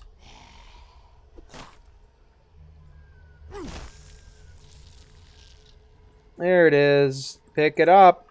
Pick up the fucking thing. Unless that's not it. Wonderful. Why is the map marker lying to me? Like, what the fuck? Is it in the garbage can? Maybe let me grab the items. Fucking damn it. Let's open this up.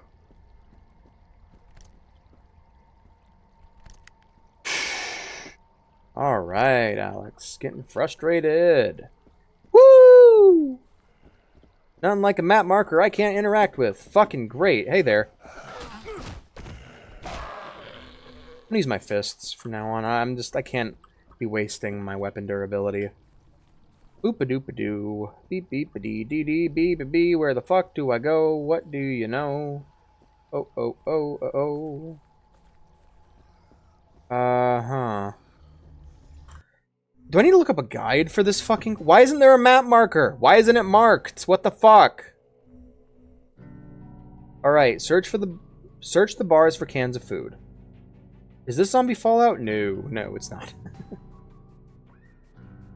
I'm kind of excited to introduce you to Fallout, to be honest. I'm gonna guess that this is one of them there bars that Cinnamon Boy was talking about.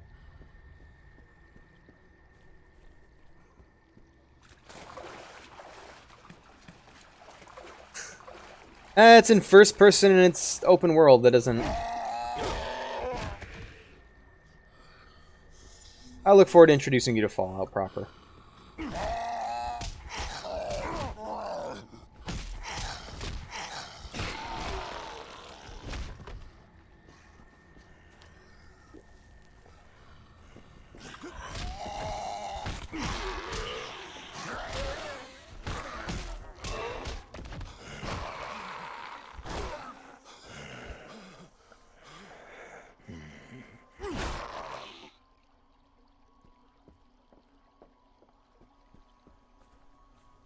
Ah, right.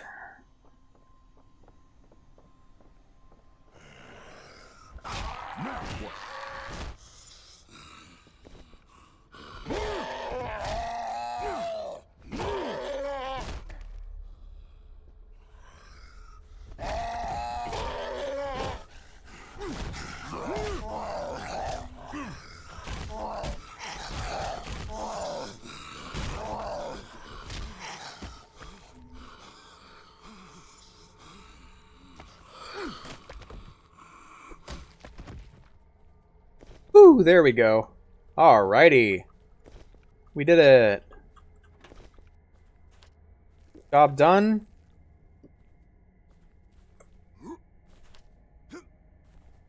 Eye quests. Let's take a look. Search the bars for cans of food. Bring 3 cans of food to Seminoy. Okay, man. Are there any other bars nearby? No. He said not to bother with the hotels, so we'll go over here, because this also looks like a bar.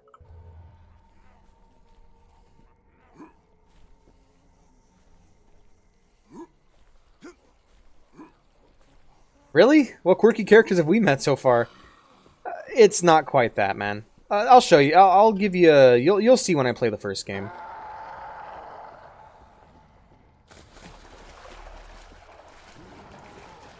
RPGs are different. Like, there is RPG elements. There's RPGs in reference to something like Chrono Trigger, and then there's role-playing games in reference to something like Fallout. And like, the distinction is completely different for all 3 kinds, you know? Like, Earthbound's an RPG, Chrono Trigger's an RPG, Fallout's an RPG, but Fallout is nothing like Chrono Trigger or Earthbound. Because it's a completely different... It's functionally a completely different genre. It's, where the fuck is this canned food? I need so bad. Can I open this? No? Alright, I'm just gonna assume there's nothing here then. Move on with my day. Do that again? I don't even know what I'd describe... I don't even know what I'd compare this to. It's somewhat unique, actually. Boop-a-doo. Punch it open.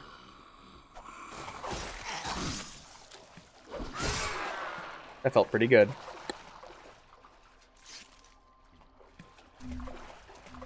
And we'll hammer our way through here. Alright, let's catch my breath for a second. This might be a bathroom, I'm not sure. Let's make our way in that direction. Bro, it was crazy, right? It felt pretty good, didn't it?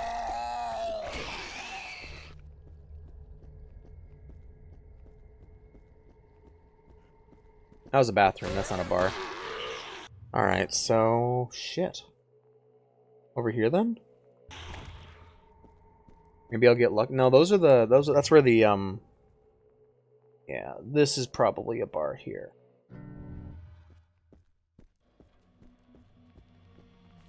The throw was really fun. I like embedded the machete in that guy's chest.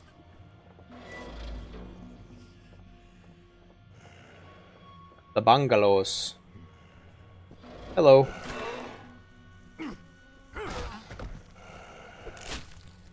Oh, I love that. It's that good crunch. Man, I would have loved this as a kid. I was like crazy about The Walking Dead, so like...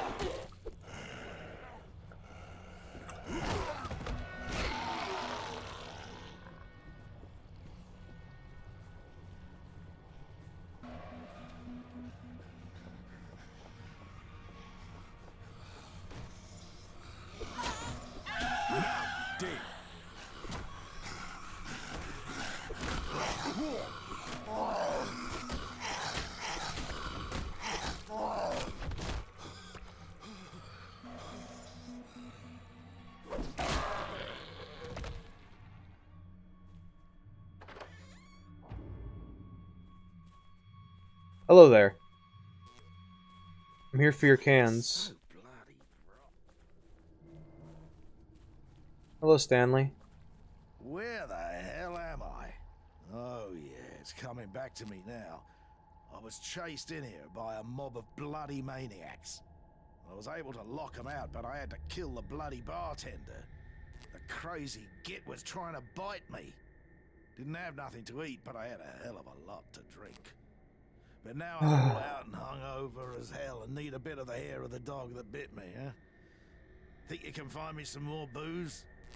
I'll make it worth your while. But you let me in. I got booze for you, just let me in. Good. I'll wait here if you don't mind. I'm not really up to moving around. Good, go inside and let me in. Bro, I'm gonna murder your ass. I'll wait here if you don't mind. I'm not really up to moving around.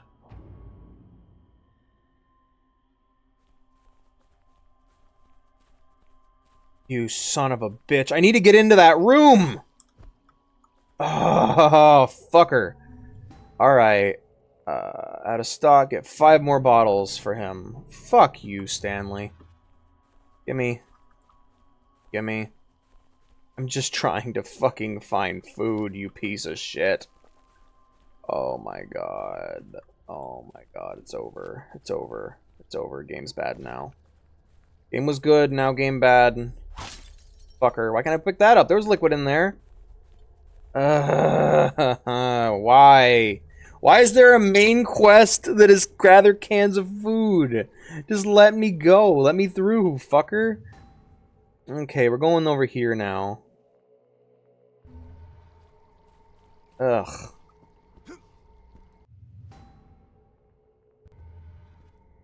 Just hoping I can find something here.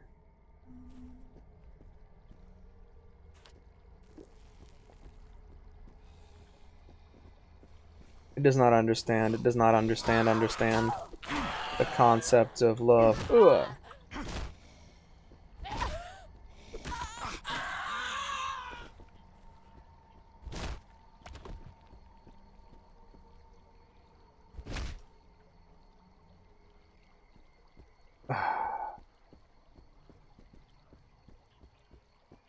Damn.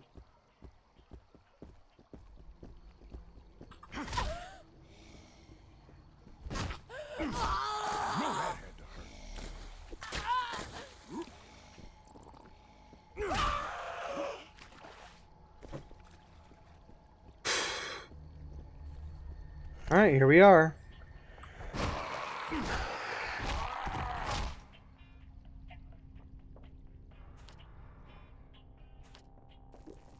Hair of the dog that bit me. Oh god, not another one. Roger Howard on a special assignment on the island of Banoi. Banoi. Investigating illegal logging and clear cutting that's not only damaging the ecosystem here, but costing the people of Banoi billions. I've been told that my life might be in danger as those behind this illegal activity will stop at nothing to protect their criminal enterprise. As a precaution, I will be leaving a trail of recordings wherever I go, so that if something were to happen to me, the truth would still be told. I'm leaving now to meet with an informant who I believe could rip the lid off of this investigation. Well, I grabbed another piece of alcohol, another fucking bottle of alcohol. Let's hope this bar has the canned food we need for Simonoi. More like Simonnoying. Oh.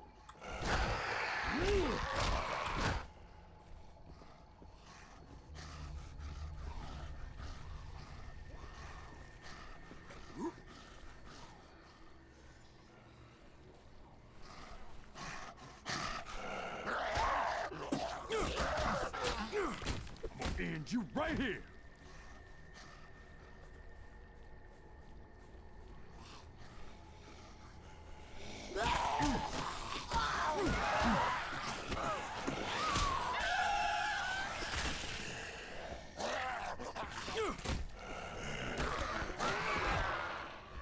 Pretty fun, not gonna lie. Alright, let's go back around. Hey, big guy, you're slow, so I think I'll have time to bust this door down. Thought there being too much trouble for me. I have not been able to nail this minigame.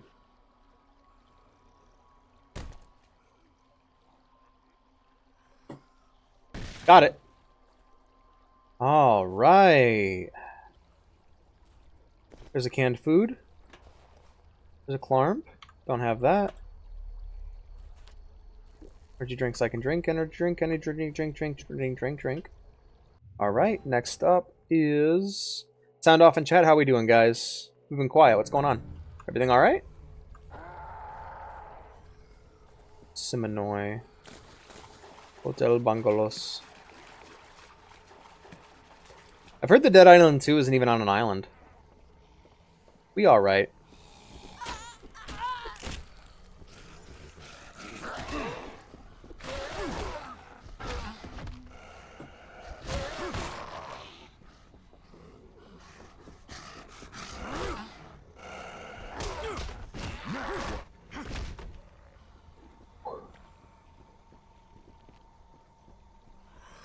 Hair the dog that bit me.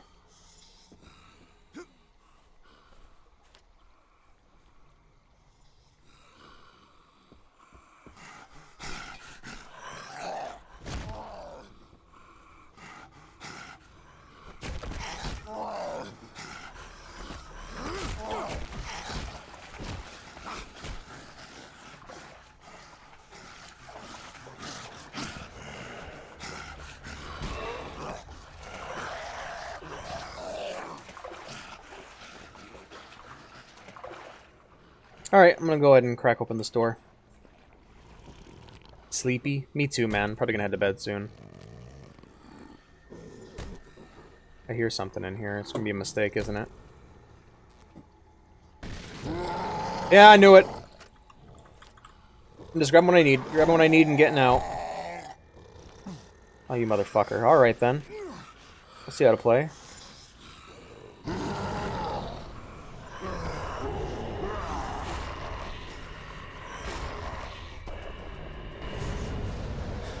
Alright.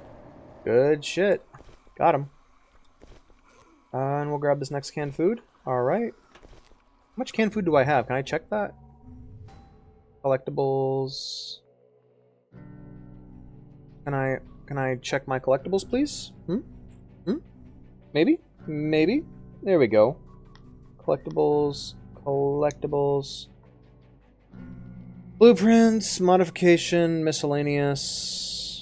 Collectibles. Holy fucking shit. Where the fuck is my canned food being held? There we are. Nope. Nope, not at all. Miscellaneous? Nope. I don't even know how much food I need. Piece of cake. Search the bar for cans of food. Bring 3 cans. I got 3 cans. I think I'm pretty confident I got 3. Let's go talk to Cinnamon Boy. Finally.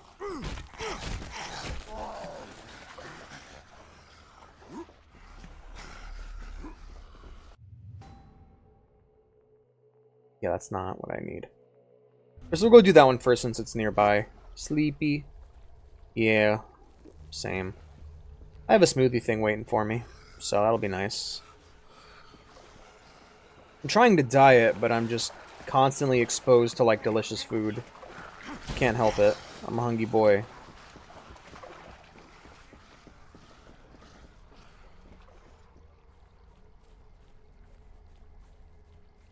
Good. I'll wait here if you don't mind. You piece of I'm not shit. really up to moving around. Get another 5 fucking bottles. Fuck you, man. Piece of shit. Out of stock.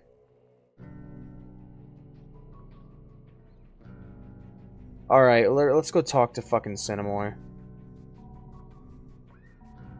Now are we good? Now can I have a quest marker, please?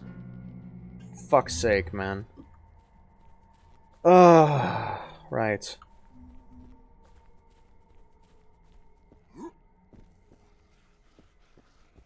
And I'll find more alcohol along the way, no doubt. Always do. I actually really like how it feels like you're walking everywhere in this. It's much more grounded in that way. Let's see what we got.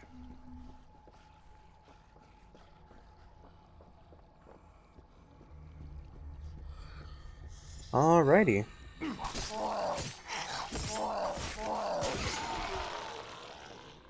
Slice, slice, slice, slice.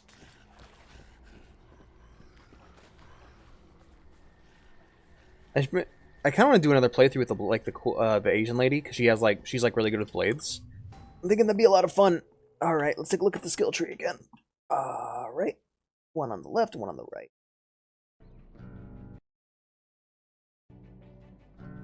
Slice, dice, plate. Sleepy.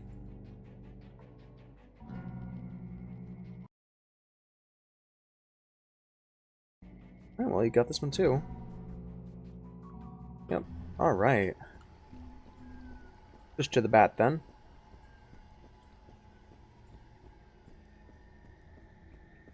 The slice dice plate. Man. Yeah, this game's a vibe. I like it. It's very relaxing. This is a very good game for just talking to you guys while I play. Because it's not exactly all that challenging. It's very, well, I think I compared it to Borderlands 2, or like Borderlands in general. Like, I consider those games to be very, ooh, what's this? Disabling hammer. I'll take that shit. Fuck yeah. New hammer.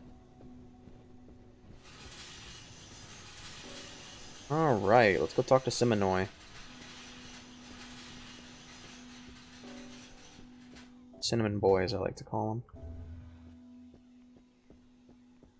them. Ammo. Alright, so we have Sturdy Nail Hammer versus Disabling Hammer. I think if we upgrade the Disabling Hammer, we'll do much better. So we're gonna go ahead and upgrade this. Oh shit, I gotta repair it first.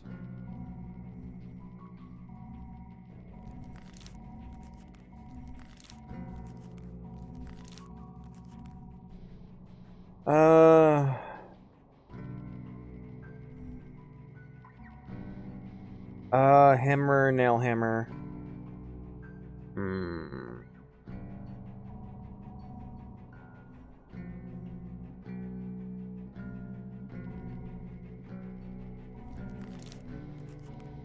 Alright, and then heavy hammer, nice.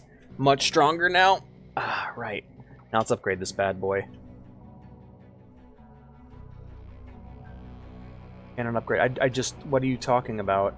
Okay, heavy hammer. Air. Alright, upgrade the heavy hammer now. Yeah! Stronger hammer. Stronger hammer. Ah! Can I craft ammo? Can I? I do not believe I can. No, I can't. Torch mod, nailed mod, Dio bomb. Okay, yeah, no. Yeah. Look at that. This added more weight to the end of it. Fat ass.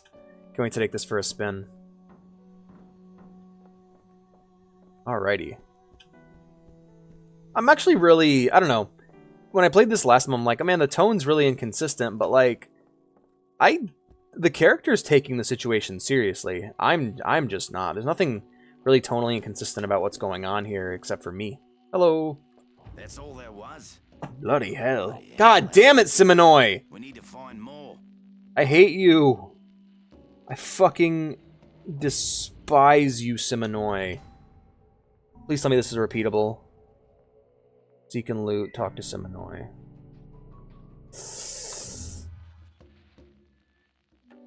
Compared to... Alright, hold on. 151 versus my... I don't have a bat anymore. Yeah, we'll replace it. Fuck it. And we'll go ahead and get this thing some spiked upgrades after this. There are 2 petrol stations in the area. Can't craft ammo yet, one by the though. lighthouse and one by the tunnel to the city. There might be some food and drinks there. I need you to go and bring everything you can find. All right, man.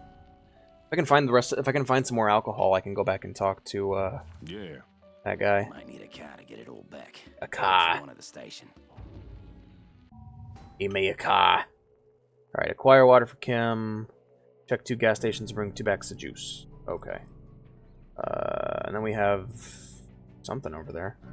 Alright, we're going to go ahead and get a spiked upgrade for this bat, and then we're going to wrap up the stream.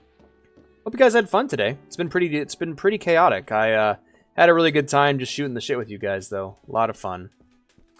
Tomorrow we're going to be playing some Stardew. That's another super chill game, especially with where I'm at in the game now. Alright, let's go ahead and repair this bat if I need to. Okay. Yep, and then we can craft nailed mod. Oh, Ripper mod.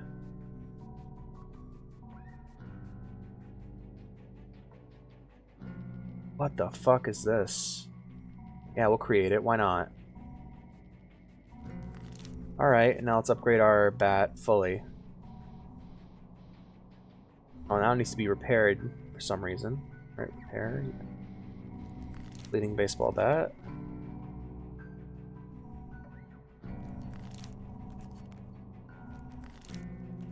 Oh, damn it, I don't got enough. Shit. Test it out. What the fuck?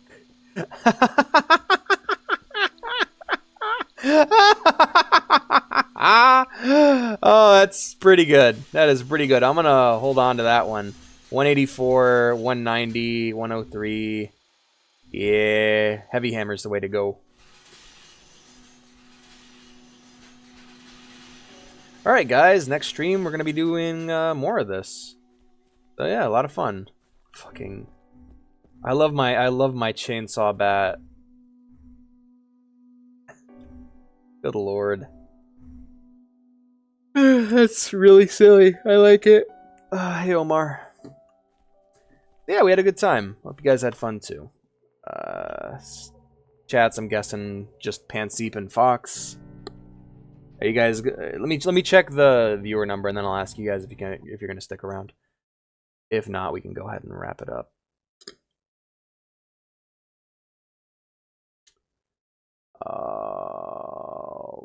Right. Well,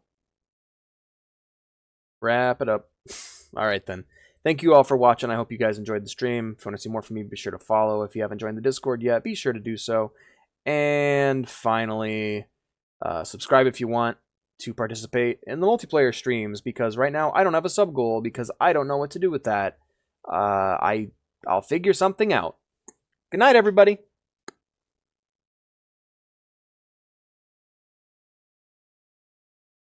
I mean, I'd like to end the stream, but for some reason, I cannot click on my OBS window. So I guess I'm streaming forever now. Special thanks to OBS for bugging out. Oh, never mind. Maybe? Maybe not? Huh? Perhaps? Alright, good night, everybody.